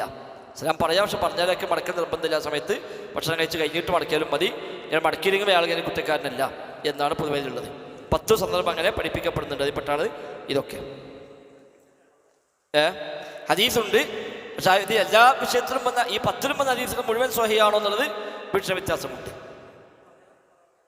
അതെ, ഈ ചർച്ചയിലുള്ള അടിസ്ഥാനത്തിൽ പറഞ്ഞതായിരിക്കും.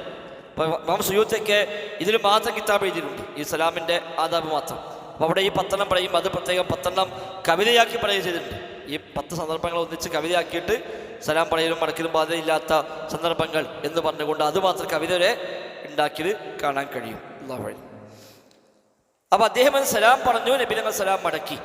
എന്നിട്ട് പറഞ്ഞു ഇർജിഇ ഫസല്ലി ഫഇന്നക ലം തുസല്ലി. ഇർജിഇ, നീ മടങ്ങുക, ഫസല്ലി, നീ വീണ്ടും നിസ്കരിക്കുക, ഫഇന്നക ലം തുസല്ലി, നീ നിസ്കരിച്ചിട്ടില്ല. ശരിക്കും നിസ്കരിച്ചോ? നിസ്കരിച്ചിട്ടുണ്ട്. പക്ഷെ നബി പറഞ്ഞ വാക്കെന്താണ്? നീ നിസ്കരിച്ചിട്ടില്ല എന്നാണ്. എൻ്റെ നിസ്കാരം ശരിയായിട്ടില്ല എന്ന് പറയുന്നതിന് പകരം നീ നിസ്കരിച്ചിട്ടില്ല എന്നാണ് പറഞ്ഞത്. അപ്പോൾ ഇത്തിബാ ഇല്ല എങ്കിൽ ആ അമൽ ഇല്ലാത്ത പോലെയാണ്. കഴിഞ്ഞ ഹദീസിൽ നമ്മൾ പറഞ്ഞു 2 നിബന്ധനയാണ് അമൽ സ്വീകരിക്കപ്പെടാൻ. 1 ഇഖ്ലാസ്, 2 ഇത്തിബാ. നമ്മുടെ ഈ ടെക്സ്റ്റ് 2ാമത്തെ ഹദീസ് ഇത് സെലക്ട് ചെയ്തത് അങ്ങനെ ഒരു തത്വം കൂടി പാലിച്ചിട്ടുണ്ട്. അപ്പോൾ 1ാമത്തെ ഹദീസ് പറഞ്ഞത് ഇഖ്ലാസ് ഇല്ലെങ്കിൽ ഇത്തിബാ ഉണ്ടായിട്ടും കാര്യമില്ല. അപ്പോൾ നബി സ്വല്ലല്ലാഹു അലൈഹി വസല്ലം പറഞ്ഞു ഇർജിഇ ഫസല്ലി ഫഇന്നക ലം തുസല്ലി, നീ നിസ്കരിച്ചിട്ടില്ല എന്നാണ്. അപ്പോൾ 1ാമത്തെ ഹദീസ് പ്രകാരം ഇത്തിബാ ഉള്ള അമൽ തന്നെ ഇഖ്ലാസ് ഇല്ലെങ്കിൽ സ്വീകാര്യമല്ല. ഈ ഹദീസ് പ്രകാരം ഇഖ്ലാസ് ഉണ്ടെങ്കിൽ പോലും ഇത്തിബാ ഇല്ലെങ്കിലും ആ അമൽ സ്വീകാര്യമല്ല. ഇഖ്ലാസോടെ ചെയ്തു, പക്ഷെ അല്ലാഹു റസൂൽ പഠിപ്പിച്ച പോലെയല്ല ചെയ്തത് എങ്കിൽ ആ അമലിന് ഒരു പരിഗണനയും ഇല്ല. അതോടെ ബിദ്അത്തുകളൊക്കെ സ്വീകാര്യമല്ല എന്ന് പറഞ്ഞു. കുല്ലു ബിദ്അത്തിൻ ളലാല, ബിദ്അത്തെല്ലാം ളലാലത്താണ് പറഞ്ഞല്ലോ. എന്തുകൊണ്ട്? ബിദ്അത്ത് ചെയ്യുന്ന അമൽ തന്നെയാണ്, പക്ഷേ ആ അമലിന് ഒരു വിലയും കൽപ്പിക്കപ്പെടുന്നില്ല. മൻ അമില അമലൻ ലൈസ അലൈഹി അംറുനാ ഫഹുവ റദ്ദുൻ. പറഞ്ഞുതരാം. അപ്പം മൻ അമില അമലൻ ലൈസ അലൈഹി അംറുനാ ഫഹുവ റദ്ദുൻ, നമ്മുടെ കൽപ്പന ഇല്ലാത്ത ഒരു അമൽ അത് ഒരാൾ പ്രാവർത്തികമാക്കിയാൽ ഫഹുവ റദ്ദുൻ, അത് തള്ളപ്പെടേണ്ടതാകുന്നു. അപ്പം മൻ അമില അമലൻ, അമൽ ചെയ്താൽ എന്ന് പറഞ്ഞു, ചെയ്തത് അമലാണ്, പക്ഷെ ഫഹുവ റദ്ദുൻ, അത് തള്ളപ്പെടേണ്ടതാണ്. അപ്പം ഇഖ്ലാസ് ഉണ്ട്, പക്ഷേ പ്രമാണങ്ങളെ പിൻബലമില്ലാത്ത അമലാണ് എങ്കിൽ ആ അമലിന് ഒരു വിലയും നൽകുന്നത്. അതുകൊണ്ടാണ് ഇവിടെ നിസ്കരിച്ചു വന്ന സ്വഹാബിയോട് നബി പറയാണ് ഫഇന്നക ലം തുസല്ലി, നീ നിസ്കരിച്ചിട്ടില്ല. എൻ്റെ നിസ്കാരത്തിന് പോരായ്മ ഉണ്ടെന്നല്ല പറഞ്ഞത്, എൻ്റെ നിസ്കാരം ശരിയായിട്ടില്ല എന്നല്ല പറഞ്ഞത്, പകരം നീ നിസ്കരിച്ചിട്ടില്ല എന്നാണ്. അപ്പം നിസ്കരിച്ചതും നിസ്കരിക്കാത്തതും സമമാണ്. നബി എങ്ങനെയാണ് നിസ്കാരം പഠിപ്പിച്ചത് അങ്ങനെയല്ല ആ സ്വഹാബി ഇപ്പോൾ അറിവില്ലായ്മ കൊണ്ടാണ്. ഇവിടെ അറിവില്ലായ്മ കൊണ്ടാണ്, വേറൊന്നുമില്ല. എന്നിട്ട് പോലും അത് പറ്റൂല. കാരണം അവിടെ അറിവില്ലായ്മ ഉഴുതറല്ല. അവിടെ അറിവില്ലായ്മ ചില സ്ഥലത്ത് ഉഴുതറായി മാറും. ഒരാൾക്ക് അറിയില്ല എന്നുകൊണ്ട് ചിലപ്പോൾ ചിലതിൽ ഒഴിവ് കിട്ടും, പക്ഷെ എല്ലാവർക്കും കിട്ടില്ല, എപ്പോഴും കിട്ടില്ല. ഇപ്പം ഇഷ്ടംപോലെ അറിയാനും പഠിക്കാനും സാഹചര്യമുള്ള ഒരു നാട്ടിൽ ജീവിക്കുന്ന ഒരാൾ അയാൾ പഠിച്ചോളപ്പോൾ എനിക്ക് അറിയുന്നതുകൊണ്ട് കാര്യമില്ല, അത് അയാളെ പോലായ്മയാണ്. ഞാൻ ഒരാളിപ്പോൾ ഇസ്ലാമിലേക്ക് കടന്നു വന്നിട്ടേ ഉള്ളൂ, കാര്യങ്ങളൊക്കെ പഠിച്ചു വരുന്നേ ഉള്ളൂ. അതിനിടയ്ക്ക് അയാൾ പല അമലും ചെയ്തു. പിന്നെ ഇങ്ങനെ പഠിച്ചു വന്നപ്പോഴാണ് അങ്ങനെയൊന്നും അല്ലാന്ന് മനസ്സിലായത്, അയാൾക്ക് തന്നെ ഉഴുതറാണ്ട്. അപ്പം ജഹില് ഉഴുതറാണ്, അറിവില്ലായ്മ എന്നുള്ളത് ഉഴുതറാണ്. അത് ഏത് സംഗതിക്കും ശുഭത്ത് കൊണ്ട് ചെയ്തു പോയി, അല്ലെങ്കിൽ ഹറാമല്ല ഹലാലാണ് അയാൾ ആത്മാർത്ഥമായി വിശ്വസിച്ചതാണ്, എന്നിട്ട് ചെയ്താണ്. കുറച്ചു കാലം കഴിഞ്ഞപ്പോഴേക്ക് മനസ്സിലായത് ഇത് ഹറാമാണ്, അവിടെ അവസാനിപ്പിക്കണം. അതുപോലെ ചെയ്തതിന് കുറ്റം കിട്ടു വെച്ചാലോ ഇല്ല. എന്നാൽ അയാൾക്ക് പഠിക്കാനും അറിയാനും ഇഷ്ടംപോലെ സാഹചര്യം ഉണ്ട്. ഓരൊക്കെ ചോദിച്ചാൽ ഇപ്പം പാടില്ല എന്ന് പറയും ചെയ്യും, അതുകൊണ്ട് ചോദിക്കാൻ പോയിട്ടില്ല. പിന്നെ കുറച്ച് കഴിഞ്ഞപ്പോഴാണ് ഓൻ നിർബന്ധം പോകാണ്ട് മനസ്സിലാകേണ്ടി വന്നത് ഹറാമാണ്, അത് പറ്റില്ല, ശുഭത്തല്ല, ശുഭത്തല്ല. അത് ഏതിലും ശുഭത്ത് ഒരാൾക്ക് ഉദറായി പരിഗണിക്കും. നിക്കാഹ് തൊലാക്കൽ വരെ ശുഭത്ത് പരിഗണിക്കും. ഇപ്പോൾ ഒരു പെണ്ണിനെ അയാളെ വാപ്പൊന്നല്ലാത്ത വഴിയല്ലാത്ത ഒരാൾ കെട്ടിച്ചെടുത്തു വിചാരിക്കുക. ഒരു പെണ്ണിനെ ഒരാൾ വെറുതെ കെട്ടിച്ചു കൊടുത്തു, ഇയാൾ വിശ്വസിച്ചെന്നാണ് അയാൾ കെട്ടിച്ചെന്നാൽ ശരിയാവുന്നതാണ്. അല്ലെങ്കിൽ അയാൾക്കൊരു ഉസ്താദ് ഫത്വയും കൊടുത്തു, അത് കുഴപ്പമില്ലടാ, അയാൾ കെട്ടിച്ചെന്നാൽ മതിയാന്ന്. ഇയാൾ ആത്മഹത്യ വിശ്വസിച്ചു, ഓൾ ഒന്നിച്ച് ജീവിച്ചു, മരിക്കണവരെ അങ്ങനെ ജീവിച്ചു, ഒരു തെറ്റുമില്ല. എന്നാൽ കുറച്ചു കാലം കഴിഞ്ഞപ്പോൾ ഇയാൾക്ക് മനസ്സിലായി ഈ നിക്കാഹ് ശരിയല്ല, പിന്നെ മുന്നോട്ട് തെറ്റായി. ശരിയല്ലാതെ മനസ്സിലായി കഴിഞ്ഞാൽ അവിടെ അവസാനിപ്പിച്ചോളാം. ഇനിയിപ്പോൾ ഏതാ നിക്കാഹ് 4 കുട്ടികളുമായി, ഇനിയിപ്പോൾ എന്താ കാട്ടുക, ഇനിയിപ്പോൾ ഒന്നും നോക്കണ്ട, അത് പറ്റില്ല. പിന്നെ അവിടെ നടക്കുക ഹറാമാണ്. അതുവരെ ഉള്ളത് അയാൾക്ക് ഹറാമല്ല, കാരണം തെറ്റിദ്ധാരണയാണ്, ശുഭത്താണ്. ശുഭത്ത് അയാൾക്ക് ഉദറായി പരിഗണിക്കുക. അയാളെ ജഹിലാണതിന് കാരണം, അയാൾ വഞ്ചിക്കപ്പെട്ടത് അതിന് കാരണം. ശരിയായ വശം എപ്പോൾ മനസ്സിലായോ അപ്പോൾ പിന്മാറൽ നിർബന്ധമാണ്. അതങ്ങനെ ഏത് തലാഖും അങ്ങനെ തന്നെയാണ്.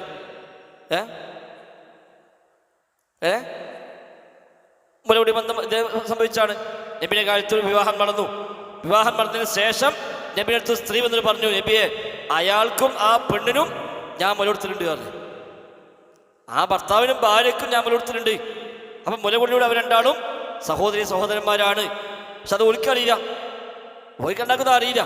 ഒരു സ്വാഭാവികമായി വിവാഹാന്വേഷണം വന്നു, അങ്ങനെ പറ്റി കല്യാണം കഴിഞ്ഞു. കല്യാണം കഴിഞ്ഞതിന് ശേഷം ഒരു സ്ത്രീ വന്നിട്ട് പറഞ്ഞത് അവർ 2 പേർക്കും ഞാൻ മുല കൊടുത്തിട്ടുണ്ട്, അതുകൊണ്ട് അവർ തമ്മിൽ സഹോദരന്മാരാണ്.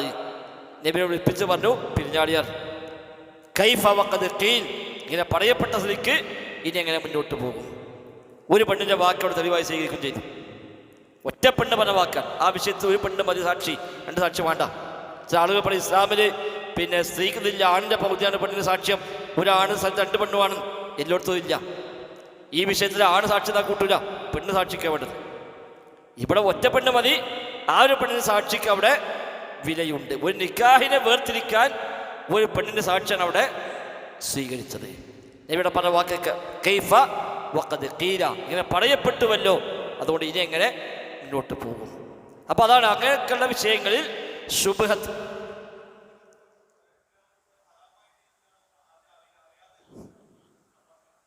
അതെ, അതിന് മുമ്പ് അയാൾ അനുഭവിച്ചു പോയതൊന്നും കുഴപ്പമില്ല, മനസ്സിലായി കഴിഞ്ഞു. ഇനി അവിടുന്നാണ്ട് പറ്റൂല, ഇനി പഴയ ദിവസം കിട്ടാണ്ട് അത് കിട്ടാനും പറ്റൂല. അതെ ഇപ്പം ഇനി കഴിഞ്ഞ മാസം വരെ ഹറാമ് ചെയ്തു, കഴിഞ്ഞ മാസം ശമ്പളം കിട്ടിയിട്ടില്ല, ആ ശമ്പളം ഇപ്പം കിട്ടുന്ന മുമ്പ് മനസ്സിലായിട്ടുണ്ട് ഇത് ഹറാമാണ്. ഇനി ആ ശമ്പളം വാങ്ങാൻ പറ്റുമോ? അത് പറ്റൂല. എന്നാൽ ശമ്പളം വാങ്ങിയാൽ ചിലവായി പോയിട്ടുണ്ട് എങ്കിൽ അയാൾക്ക് കുറ്റകൃത്യം എൻ്റെ പറഞ്ഞാൽ പോയാൽ മതി. ഇപ്പം നമ്മുടെ മൾട്ടി ലെവൽ മാർക്കറ്റിംഗ് പ്രോഗ്രാം കഴിഞ്ഞപ്പോൾ ഒരുപാട് ആൾ വരുന്നുണ്ട്. നമുക്ക് അറിയുന്നത് ഇപ്പോഴാണ് മനസ്സിലായി ഇതെന്താ കാട്ടാൻ, ഇനി കാട്ടാൻ അവിടെ അവസാനിപ്പിക്കാം. അപ്പം ചില ഒരാൾ ചോദിച്ചിട്ടുണ്ട്, ഞാൻ കഴിഞ്ഞ മാസം ശമ്പളം അടുത്ത 10-ാം തീയതി കിട്ടുള്ളൂ, എനിക്ക് വാങ്ങാൻ പറ്റുമോ? ഇനി പറ്റൂല, ഇതത് പറ്റൂല. 2 ലക്ഷം ഉൾപ്പെട്ട് ഒരു മാസം 2 ലക്ഷം കിട്ടുന്നുണ്ട്. അപ്പോൾ അതാ എല്ലാ മാസം 10-ാം തീയതി കിട്ടുക. അപ്പം ഞാൻ 24-ാം തീയതി വരെ അതിന് വേണ്ടി പണിയെടുത്തിട്ടുണ്ട്. 24-ാം തീയതിയാണ് പ്രോഗ്രാം, നമ്മളെ വെബിനാർ. ആ പ്രോഗ്രാം കേട്ടപ്പോഴാണ് എനിക്കിത് പാടില്ലാന്ന് മനസ്സിലായത്. പിന്നെ അതോടെ എനിക്ക് 60% ബോധ്യപ്പെട്ടു ഇത് പാടില്ല. പിന്നെ അദ്ദേഹം വന്നു, ജാമ്യയിൽ വന്നു, വിശദമായി 3-4 മണിക്കൂർ സംസാരിച്ചു. അദ്ദേഹം കൂടെയുള്ള പിന്നെ 8-9 പേരും ഒന്നിച്ച് 10 ആൾ വന്നു, വിശദമായി സംസാരിച്ചു. അങ്ങനെ ഒരിക്കലും പൂർണ്ണമായും ബോധ്യപ്പെട്ടവർ പ്രഖ്യാപിച്ചു, ഞങ്ങൾ അവസാനിപ്പിക്കണം. 6 ആൾ അവിടുന്ന് പ്രഖ്യാപിച്ചു, ഞങ്ങൾ അവസാനിപ്പിക്കുകയാണ്. സെൽഫിയാണ്. അപ്പോൾ ചോദിച്ചതാണിത്, എനിക്ക് 24-ാം തീയതി പണിയെടുത്തണമല്ലോ. അന്ന് വരെ എനിക്ക് ഹലാലിക്ക് 100% ബോധ്യത്തിലാണ് പണിയെടുത്തത്. 24 മുതൽ എനിക്ക് സംശയം കയറി. ഇപ്പം എനിക്ക് 100% ഉറപ്പുമായി. പക്ഷേ ഈ പൈസ 10-ാം തീയതി കിട്ടുള്ളൂ. അപ്പോൾ 24-ാം തീയതി പണിയെടുത്തിട്ട് എനിക്ക് വാങ്ങിക്കൂടെ എന്നാണ്. അത് വാങ്ങാൻ ഉറപ്പില്ല. അതിന് മുമ്പത്തെ മാസത്ത് വാങ്ങിപ്പോയതോ അതിനൊക്കെ പ്രശ്നമില്ല, അത് നിവൃത്തില്ല, അതിൽ ഒഴിവാക്കാൻ അങ്ങനെ പറഞ്ഞിട്ടില്ല. ഇത് തെളിവായി പറയുന്നത് ഒന്ന്, അബൂബക്കർ സിദ്ദീഖ് അടുത്ത് അദ്ദേഹത്തെ അടിമ കൊടുന്നിട്ട് ഒരു ഇത് കൊടുത്തല്ലോ, ഭക്ഷണം കൊടുത്തു. അവർ കഴിച്ചപ്പോൾ വെച്ചു ഇത് എവിടുന്നാ കിട്ടിയത്? അപ്പം പറഞ്ഞു, ഞാൻ പണ്ട് ജാഹിലിയ്യ കാലത്ത് ഞാൻ ഒരാൾക്ക് മന്ത്രിച്ചു കൊടുത്തിരുന്നു, അന്ന് എനിക്ക് പൈസ തന്നിട്ടില്ല. ഇപ്പം അവിടുന്ന് കഴിക്കുന്ന കണ്ടപ്പോൾ എനിക്കെന്തോ ആ പൈസ തന്നു, പണ്ട് തരാണ്. എനിക്കാണെങ്കിൽ അന്ന് മന്ത്രം ഇട്ട് അറിയില്ല, ഞാൻ വെറുതെ പറ്റിച്ചാണ്. അന്ന് എനിക്ക് മന്ത്രം അറിയില്ല, ഒന്നും ഞാൻ വെറുതെ മന്ത്രിച്ചു കൊടുത്താണ്. എനിക്കത് അയാൾ പൈസ പോയി ചെയ്തു. ഇപ്പം കണ്ടപ്പോൾ അന്നത്തെ കടം വീട്ടി. അപ്പം ഏതായാലും വെറുതെ കിട്ടിയല്ലേ, അപ്പം നിങ്ങൾക്ക് എൻ്റെ വക ഒരു ഭക്ഷണം ഞാൻ വാങ്ങിയതാണ്. സിദ്ദീഖ് കൈയിട്ടിട്ട് ഛർദ്ദിച്ചിട്ട് അതൊക്കെ ഒഴിവാക്കിയതാണ്. 2 പ്രശ്നമാണ്. ഒന്ന്, പറ്റിച്ചുണ്ടാക്കിയതാണ്, കാരണം അവർക്ക് അറിയില്ല വിഷയം. 2, ഹറാമായ സമ്പാദ്യം അവിടെ വന്നു. ജാഹിലിയ്യ കാലത്തെ മന്ത്രമാകുമ്പോൾ എന്ത് മന്ത്രം ഏത് മന്ത്രം ഒന്നും പറയാൻ പറ്റില്ലല്ലോ.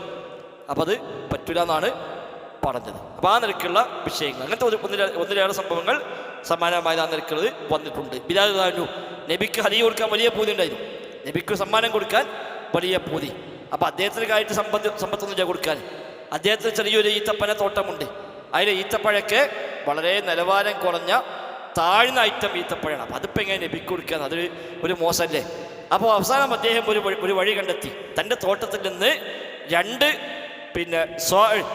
ഈത്തപ്പഴം അദ്ദേഹം ശേഖരിച്ച് മാർക്കറ്റ് കൊണ്ടുപോയിട്ട് അത് കൊടുത്തിട്ട് മുന്തിയ ഇനം ഒരു സ്വാഴ് വാങ്ങി. 2 സ്വാഴ് കൊടുത്തിട്ട് മുന്തിയത് ഒരു സ്വാഴ് വാങ്ങിയിട്ട് നബിക്ക് കൊണ്ടുപോയി കൊടുത്തു ഹദിയായിട്ട്. അപ്പോൾ നബി സ്വീകരിച്ചു. നല്ല മുന്തിയ ഇനാണ്, എനിക്ക് ഇവിടുന്ന് എൻ്റെ ഇങ്ങനത്തെ ഇല്ല, എനിക്ക് ഇവിടുന്ന് ഇത് കിട്ടി വെച്ചു. ഇപ്പം പറഞ്ഞു, നബി ഞങ്ങൾ എൻ്റെ 2 സ്വാഴ് കൊടുത്തിട്ട് ഒരു സ്വാഴ് വാങ്ങിയതാണ്. നബി പറഞ്ഞു, ഐനുൽ റിബ, ഇത് ശുദ്ധമായ പലിശയാണ്, ഇത് പറ്റൂല. അങ്ങനെ 2 സ്വാഴ് കൊടുത്തിട്ട് ഒരു സ്വാഴ് വാങ്ങുക എന്നുള്ളത് പാടില്ല. ഭക്ഷ്യപദാർത്ഥങ്ങൾ പരസ്പരം കൈമാറ്റം ചെയ്യുമ്പോൾ ഒരേ അളവിലാകണം. 2 സ്വാഴ് വിൽക്കാം, അതിന് പൈസ വാങ്ങാം, ആ പൈസക്ക് വേറെ വാങ്ങാം, അത് കുഴപ്പമില്ല. ഏത് ഈത്തപ്പഴാകുമ്പോൾ ഒരേ ഐറ്റം ഒരേ ഇനം അങ്ങനത്തെ വരുമ്പോൾ തുല്യമാവണം. അത് വേറെ. സ്ഥലം മാറ്റുന്ന വിഷയമില്ല, സ്ഥലം മാറ്റമൊക്കെ വരാം. ഭക്ഷ്യപദാർത്ഥങ്ങളൊക്കെ ആകുമ്പോൾ ഒരു ഭക്ഷണം കൊടുക്കുക, പകരം മറ്റൊരു സ്വർണ്ണത്തിന് പറ്റില്ല. പഴയ സ്വർണ്ണം കൊടുക്കുക, പുതിയ സ്വർണ്ണം വാങ്ങുക, അത് പറ്റില്ല. പഴയ സ്വർണ്ണം വിറ്റ് പൈസ വാങ്ങാം, പിന്നെ സ്വതന്ത്രമായി പുതിയ വനമാണെങ്കിൽ വേറെ വാങ്ങാം. ഒരു ഇടപാട് 2 ഇടപാട് അത് പാടില്ല.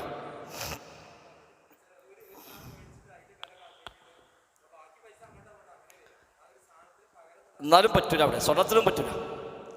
കാരണം അവിടുന്ന് തന്നെ പുതിയത് വാങ്ങുമ്പോൾ അതിൽ വേറെ ചില അളവുകളുണ്ട്. പുതിയ സ്വർണ്ണം അവിടുന്ന് എടുക്കുകയാണെങ്കിൽ പഴയതിന് ഒരു വില, അവിടുന്ന് എടുക്കാതെ പൈസ വാങ്ങി പോവുകയാണെങ്കിൽ പഴയതിന് വേറെ വില എന്നൊന്നുണ്ട്. ഏകദേശമാണ് ഫുള്ള്. അപ്പം അത് പറ്റില്ല.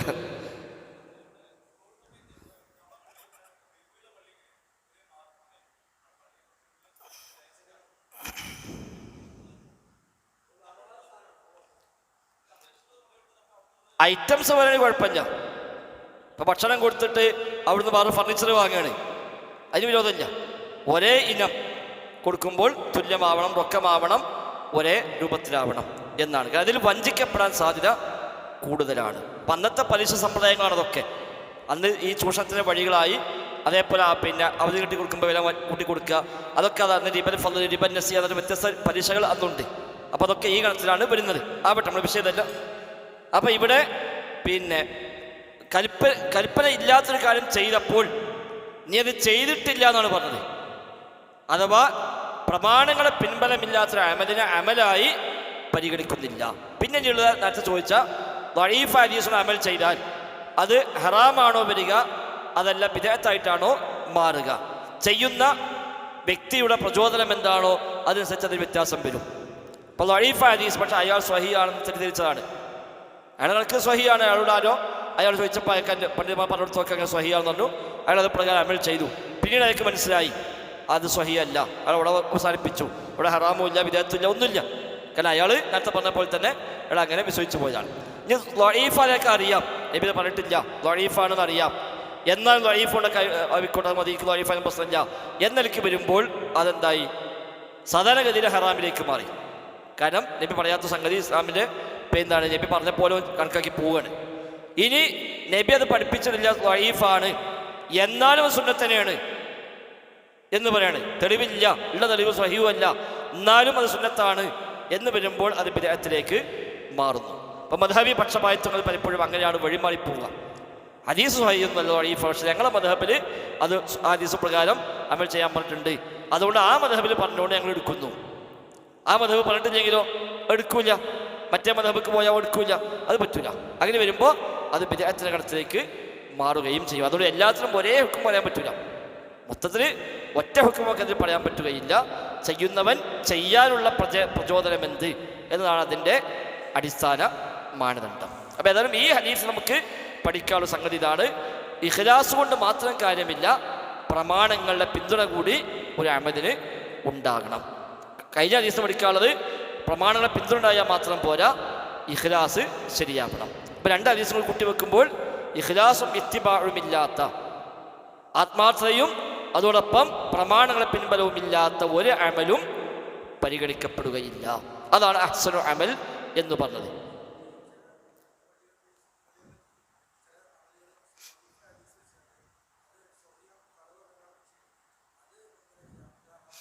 അതെ, ഇതേപോലെ തന്നെ ഇപ്പോൾ ദഈഫ് ഹദീസാണ് എന്നിപ്പോൾ അവർക്കും അറിയാം, എന്നിട്ടും നബി പറഞ്ഞു എന്ന് പറഞ്ഞ അവിടെ ബോർഡ് വെച്ചിട്ടുണ്ടാവും, അല്ലെങ്കിൽ ഹദീസ് ഷരീഫ് എന്ന് എഴുതിയേക്കും. അപ്പോൾ ഇത് വായിക്കുന്ന സാധാരണക്കാരെ സംബന്ധിച്ചപ്പോൾ ദഈഫാണോ അല്ലയോ ഒന്നും അറിയില്ല. നബി പറഞ്ഞത് കാണുമ്പോൾ അയാൾ ഇപ്പം വാട്സപ്പിലൊക്കെ കാണാം ഒരു ദിവസം ഒരു അറിവ്, എന്നിട്ട് മിക്കവാറും ദിവസം ഒക്കെ ഇല്ലാത്തതാണ് പേര്. ഒരു ദിവസം ഒരു അറിവ് ആണ്, കൊടുക്കണമെന്ന അറിവല്ല, പലപ്പോഴും അത് ഇല്ലാത്ത കള്ളക്കഥകളാണ് വരുന്നത്. അവിടെയൊക്കെ ഒന്ന് ഏത് സാധാരണക്കാരെ സംബന്ധിച്ചും അത് അറിഞ്ഞന്വേഷിച്ച് ബോധ്യപ്പെടുക എന്നത് അയാളുടെ ബാധ്യതയാണ്. ഞാൻ നാടനാണ്, എനിക്കിതൊന്നും അറിയില്ല എന്ന് പറയാൻ പറ്റുന്നില്ല. അയാൾ അന്വേഷിച്ചോളണം, ഇങ്ങനെ ഉണ്ടോ, ഇത് ശരിയാണോ, അങ്ങനെ ഹദീസുണ്ടോ എന്ന് അന്വേഷിച്ചിട്ട് അയാൾ അമൽ ചെയ്യാൻ പാടുള്ളൂ. അങ്ങനെ അന്വേഷിച്ചപ്പോൾ അയാൾക്കൊരു സ്വഹിയാന്ന് വിവരം കിട്ടി, അത് പ്രകാരം അമൽ ചെയ്തു, യഥാർത്ഥ സ്വഹി ആയിരുന്നില്ല എങ്കിലും അയാൾ കുറ്റക്കാരനല്ല. ആരാണോ ഈ വ്യാജമായത് പ്രചരിപ്പിച്ചത് അയാൾക്കാണ് അപ്പോൾ അതിൽ ഉത്തരവാദിത്തം ഉണ്ടാകും. ഇപ്പം ഇമാം ഷാഫിക്ക് പല വിഷയത്തിലും പിന്നെ മാറ്റിയല്ലോ, ഇതുകൊണ്ടാണല്ലോ. ഇത് 199 വരെയുള്ള അഭിപ്രായങ്ങളല്ല, 99 മുതൽ 204 വരെയുള്ള 5 കൊല്ലം ഇമാം ഷാഫി പ്രകടിപ്പിച്ചത്. ഇമാം ഷാഫിയുടെ പഴയ അഭിപ്രായം പുതിയ അഭിപ്രായം ഉണ്ടായത് എവിടുന്നാണ്? ഇത് 199 വരെയുള്ള 49 കൊല്ലം. ആ 49 കൊല്ലം അദ്ദേഹം പറഞ്ഞ പല കാര്യങ്ങളും പിന്നെ അത് ശരിയായിരുന്നില്ല, ആ ഹദീസ് അങ്ങനെയല്ല, അല്ലെങ്കിൽ ആ ഹദീസ് സ്വഹിയല്ല, അല്ലെങ്കിൽ ഹദീസ് സ്വഹിയാണ് എന്ന് അദ്ദേഹത്തിന് പിന്നീട് മനസ്സിലായി. അതോടുകൂടി അദ്ദേഹം അന്ന് പറഞ്ഞ പല അഭിപ്രായങ്ങളും മാറ്റി പറഞ്ഞു, എൻ്റെ അഭിപ്രായം ഇനി ഇതാകുന്നു എന്ന് പറഞ്ഞു. അവിടെ അതാണ് ജദീദായ കൗല്. ഇമാം ഷാഫിയുടെ പുതിയ അഭിപ്രായം എന്ന പേരിൽ അതിന്നും നമുക്ക് ലഭ്യമാണ്. ആ കാലത്ത് അദ്ദേഹം മറ്റൊരു കിതാബ് എഴുതിയത്, ആ കാലത്താണ് അല്ലും അടക്കം അദ്ദേഹം ക്രോഡീകരിച്ചത്. അതുകൊണ്ട് ജദീദും ഖദീമും എതിരായി വന്നാൽ ജദീദാണ് സ്വീകരിക്കുക. കാരണം ഖദീമിൽ പറഞ്ഞ ഖദീമിൽ ദഈഫാന്ന് മനസ്സിലാക്കിയ ഹദീസ് അദ്ദേഹത്തിൻ്റെ ജദീദിൽ അത് ഞാൻ ദഈഫാന്ന് വിചാരിച്ച, പക്ഷേ ദഈഫല്ല, സ്വഹിയാകുന്നു എന്ന് മാറ്റി പറഞ്ഞിട്ടുണ്ട്. അത് എപ്പോൾ ബോധ്യമായോ അപ്പോൾ അത് തിരിച്ച് ബോധ്യപ്പെടുത്തൽ വെളിവാക്കൽ പണ്ഡിതന്മാരെ സംബന്ധിച്ച് പ്രത്യേകിച്ചും ബാധ്യതയാണ്. നമ്മൾ പണ്ഡിതരെ പറഞ്ഞില്ലേ, ഇനിയിപ്പം ഉണ്ടാക്കി പറയാൻ പറ്റുന്നില്ല, അത് പറഞ്ഞു കൊടുക്കണം, അതാണ് ബാധ്യത. അതെ, സുബഹിയിലെ കുനുത്തൊക്കെ എല്ലാം ഇങ്ങനെ തന്നെയാണ്. സുബഹിയിലെ കുനുത്തൊക്കെ ഈ നിൽക്കാണ് വരിക. ഏത് രണ്ടിലുണ്ട്. സുബഹിയിലെ കുനുത്ത് ഷാഫി മദ്ഹബിൽ രണ്ടിലും സുന്നത്തായി പഠിപ്പിച്ചിട്ടുണ്ട്. അതിപ്പോൾ തിരിച്ചുകൊണ്ട് ഇപ്പോൾ പഴയതിൽ പറഞ്ഞത് പുതിയതിൽ മാറ്റി, പക്ഷേ അവിടെ പഴയതാണ് ശരി, അങ്ങനത്തെ ഉണ്ട്. അസ്ല നിയമം എന്താണ്? പഴയതും പുതിയതും എതിരായാൽ പുതിയതെടുക്കണമെന്നാണ്. എന്നാൽ ചില മസ്അലകളിൽ ഇമാം ഷാഫി മാറ്റിയത് ശരിയായില്ല എന്ന് പിന്നീട് വന്നവർ പറഞ്ഞ വിഷയമുണ്ട്. പഴയതിൽ ഒന്ന് പറഞ്ഞു, പുതിയതിൽ മാറ്റി പറഞ്ഞു, പക്ഷേ ആ മാറ്റി പറഞ്ഞതല്ല ശരി, പഴയതാണ് ശരി എന്ന് ശേഷം വന്ന പണ്ഡിതന്മാർ, നബി ഇമാമിനെപ്പോലുള്ള പണ്ഡിതന്മാരൊക്കെ പറഞ്ഞത് പല മസ്അലയിലും കാണാനും പറ്റും. അപ്പോൾ അവിടെ പഴയതേക്ക് മടങ്ങും. പുതിയത് ഇങ്ങനെ ഉണ്ടെങ്കിലും ആ പുതിയത് തന്നെ എടുക്കേണ്ടത്, അവിടെ പഴയതാണ് കൂടുതൽ ശരി, അതിനാണ് പ്രമാണങ്ങളുടെ പിൻബലമുള്ളത് എന്ന് പറയാറുണ്ട്. 2-3 പ്രാവശ്യം മാറ്റി വെക്കുന്നുണ്ട്. ഇപ്പോൾ മരിച്ച ആൾക്ക് നോമ്പുണ്ടെങ്കിൽ അത് നോറ്റ് വിട്ടാൻ പോയില്ലേ എന്ന വിഷയം. അതിൽ ഇമാം മുസ്ലിം ഉദ്ധരിക്കുന്ന ഹദീസുണ്ട്, മൻ മാത വഅലൈഹി സിയാമുൻ സ്വാമ അൻഹു വലിയുഹു. ഒരാൾ മരിച്ചു, അവന് നോമ്പ് നോക്കാൻ ബാക്കിയുണ്ട് എങ്കിൽ അവൻ്റെ വലിയ അവന് വേണ്ടി നോമ്പെടുത്തു കൊള്ളട്ടെ എന്ന ഹദീസ് ഇമാം മുസ്ലിം ഉദ്ധരിച്ച ഹദീസാണ്, സ്വഹീഹ് ഹദീസാണ്. ഇമാം ഷാഫി റഹിമഹുല്ല ആദ്യകാലത്ത് പറഞ്ഞു ഈ ഹദീസ് ദഈഫാകുന്നു, അതുകൊണ്ട് അത് പ്രകാരം അമൽ ചെയ്യാവതല്ല. അതുകൊണ്ട് മരിച്ചാൾക്ക് നോമ്പുണ്ടെങ്കിൽ നോറ്റ് വിട്ടാൻ പറ്റൂല, പകരം വേണമെങ്കിൽ മുത്ത് കൊടുക്കാം, അല്ലാതെ നോമ്പ് നോറ്റ് വിട്ടാൻ പറ്റുകയില്ല എന്ന് ഇമാം ഷാഫി റഹ്മത്ത് ആദ്യകാലത്ത് പറഞ്ഞു. പിന്നീട് ഇമാം ഷാഫി പറഞ്ഞു, ശരിയല്ല, ആ ഹദീസ് സ്വഹിയാണ്, എൻ്റെ പഴയ അഭിപ്രായം ഞാൻ മാറ്റുന്നു, ആ ഹദീസ് സ്വഹിയാണ്, അതുകൊണ്ട് മരിച്ച ആൾക്ക് വേണ്ടി നോമ്പ് നോറ്റ് വിട്ടാം. പിന്നീട് അവസാന കാലത്ത് ഇമാം ഷാഫി പറഞ്ഞു, അല്ല, ഞാൻ ആദ്യം പറഞ്ഞതിനാണ് ശരി, എൻ്റെ പഴയ അഭിപ്രായമാണ് ശരി, അതുകൊണ്ട് നോറ്റ് വിട്ടാൻ പറ്റൂല, ആ ഹദീസ് സ്വീകാര്യമല്ല. എന്നാൽ നബവി ഇമാം പറഞ്ഞു, ഇമാം ഷാഫി രണ്ടാമത് പറഞ്ഞ അഭിപ്രായമാണ് ശരി. രണ്ടാമത് പറഞ്ഞ അഭിപ്രായം എന്താണ്? ഹദീസ് സ്വഹിയാണ്, അതാണ് ശരി. ഇമാം ഷാഫി പിന്നെ തിരുത്തിയത് ശരിയായില്ല എന്ന് നബവി ഇമാം റഹിമഹുല്ലാ അതേക്കുറിച്ച് പറയുന്നുണ്ട്. ഇമാം മുസ്ലിം അത് ഉദ്ധരിച്ചിട്ടുണ്ട്. ഇങ്ങനെ അറിവ് കിട്ടുമ്പോൾ തിരുത്തും, സ്വാഭാവികമല്ലേ. ഒരു ഹദീസ് സ്വഹിയാവുക, നമ്മൾ നേരത്തെ ഒന്നാമത്തെ ക്ലാസ് പറഞ്ഞ പോലെ 5 നിബന്ധന പാലിക്കപ്പെടുമ്പോൾ ഹദീസ് സ്വഹിയാവുക. അതിൽ എവിടെയെങ്കിലും ഒന്നിൽ ചില പോരായ്മ ഉണ്ടെന്ന് ചിലപ്പോൾ പിന്നെ വരും കിട്ടും. ഒരു റിപ്പോർട്ടറെ പറ്റി പഠിക്കാവുന്ന പോലെ ഒരു റിപ്പോർട്ടറെ പറ്റി പഠിച്ചു പോകുമ്പോൾ അയാൾ വളരെ സത്യസന്ധനാണ് എന്ന് തെളിഞ്ഞു കിട്ടി, അപ്പോൾ അദ്ദേഹം ഉദ്ധരിച്ച ഹദീസ് സ്വീകരിക്കാം.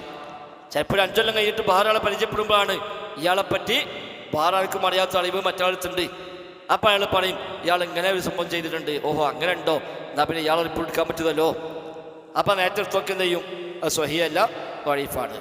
പിന്നെ വിവരം കിട്ടുന്നത് ഇയാളെപ്പറ്റി അങ്ങനെ പറഞ്ഞത്, പക്ഷെ അത് പരിഗണിക്കേണ്ടതില്ല, അതിന് മറികടക്കുന്ന മറ്റൊരു വിഷയം അപ്പുറത്തുണ്ട്, അല്ലെങ്കിൽ മറ്റൊരു റിപ്പോർട്ടിൽ ഹദീസ് വന്നിട്ടുണ്ട്, അതാണ് അധികം സംഭവിക്കൽ. ഒരു ഹദീസ് കിട്ടി, ആ പരമ്പര വഴീഫാണ്, അപ്പോൾ മാറ്റി വെക്കും. കുറച്ച് കാലം കഴിഞ്ഞ് പല നാട്ടിലേക്കും യാത്ര പോവുകയും അവിടേക്കുള്ള പണ്ഡിതന്മാരെയും സ്വഹാബിമാരെയും താബിഴങ്ങളെയും താബിളൊക്കെ കണ്ടവരൊക്കെ വരുമ്പോൾ ഈ ഹദീസ് ഇതല്ലാത്ത വേറെ പരമ്പര ഉണ്ട്. അപ്പോൾ ആ പരമ്പര വഴീഫാണെങ്കിലും ഈ രണ്ടാമത്തെ പരമ്പര സ്വഹിയാണ്, അതോടെ ഹദീസ് സ്വഹിയായി. നമ്മൾ കഴിഞ്ഞ മാസം പറഞ്ഞല്ലോ, ഹദീസ് ഒരു സനദോട് ചിലപ്പോൾ വഴീഫാവും, മറ്റൊരു സനദ് കൊണ്ട് സ്വഹിയായി മാറും. അപ്പോൾ ഹദീസ് എടുക്കുമ്പോൾ ഹദീസ് സ്വഹിയായിരിക്കും. എന്നാൽ ഒരു സനദ് എടുത്താലോ ആ സനദ് വഴീഫായിരിക്കും. പിന്നെ അഴ്മാലി ബിൻ നിയ്യാത്ത് വഴീഫായ പരമ്പര ഉണ്ട്, വഴീഫായ പരമ്പര ആ ഹദീസിനുണ്ട്. ആ പരമ്പര മാത്രം ശ്രദ്ധയിൽപ്പെട്ട ഒരാൾ എന്ത് പറയും, ഈ ഹദീസ് വഴീഫ എന്ന് പറയും. പിന്നെ കുറേ പഠിച്ച് പല പണ്ഡിതന്മാരെയും പോയി കണ്ട് അവരിതൊക്കെ നീം പഠിക്കുമ്പോഴാണ് ഞാനീ മനസ്സിലാക്കുന്നതല്ലാത്ത വേറെയും ഒരുപാട് പരമ്പര ഹദീസ് വന്നിട്ടുണ്ട് എന്ന് മനസ്സിലാകുമ്പോൾ ആ ഹദീസ് സ്വഹിയാണ് എന്ന് തിരുത്തി പറയും.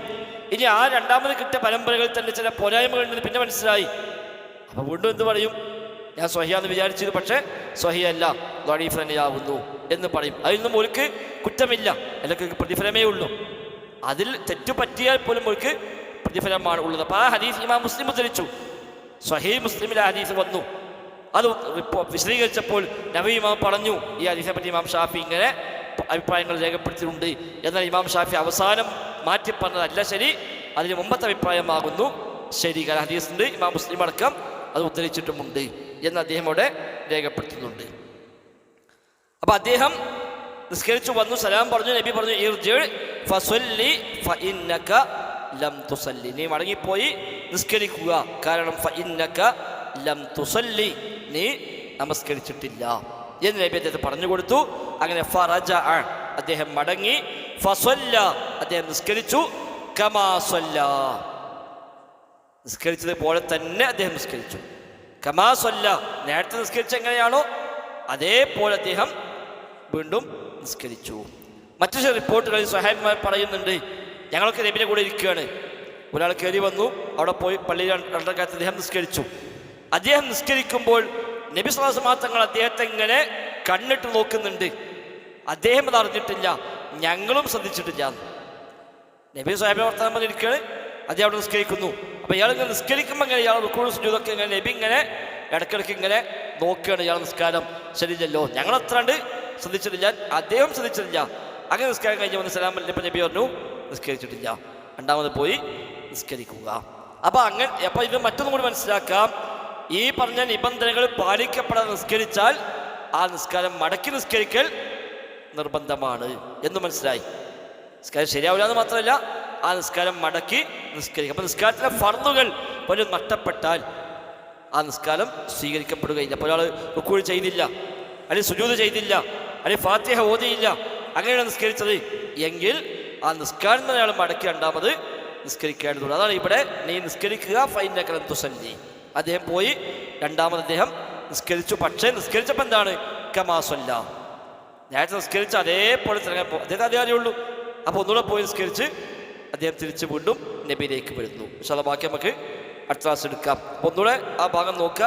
അൻ അബീ ഹുറൈറ റളിയല്ലാഹു അൻഹു അന്ന റജുലൻ ദഖലൽ മസ്ജിദ യുസല്ലി. അബൂ ഹുറൈറ റളിയല്ലാഹു അൻഹുവിന്റെ റിപ്പോർട്ട്, ഒരു മനുഷ്യൻ പള്ളിയിൽ നിസ്കരിക്കുവാനായി പ്രവേശിച്ചു.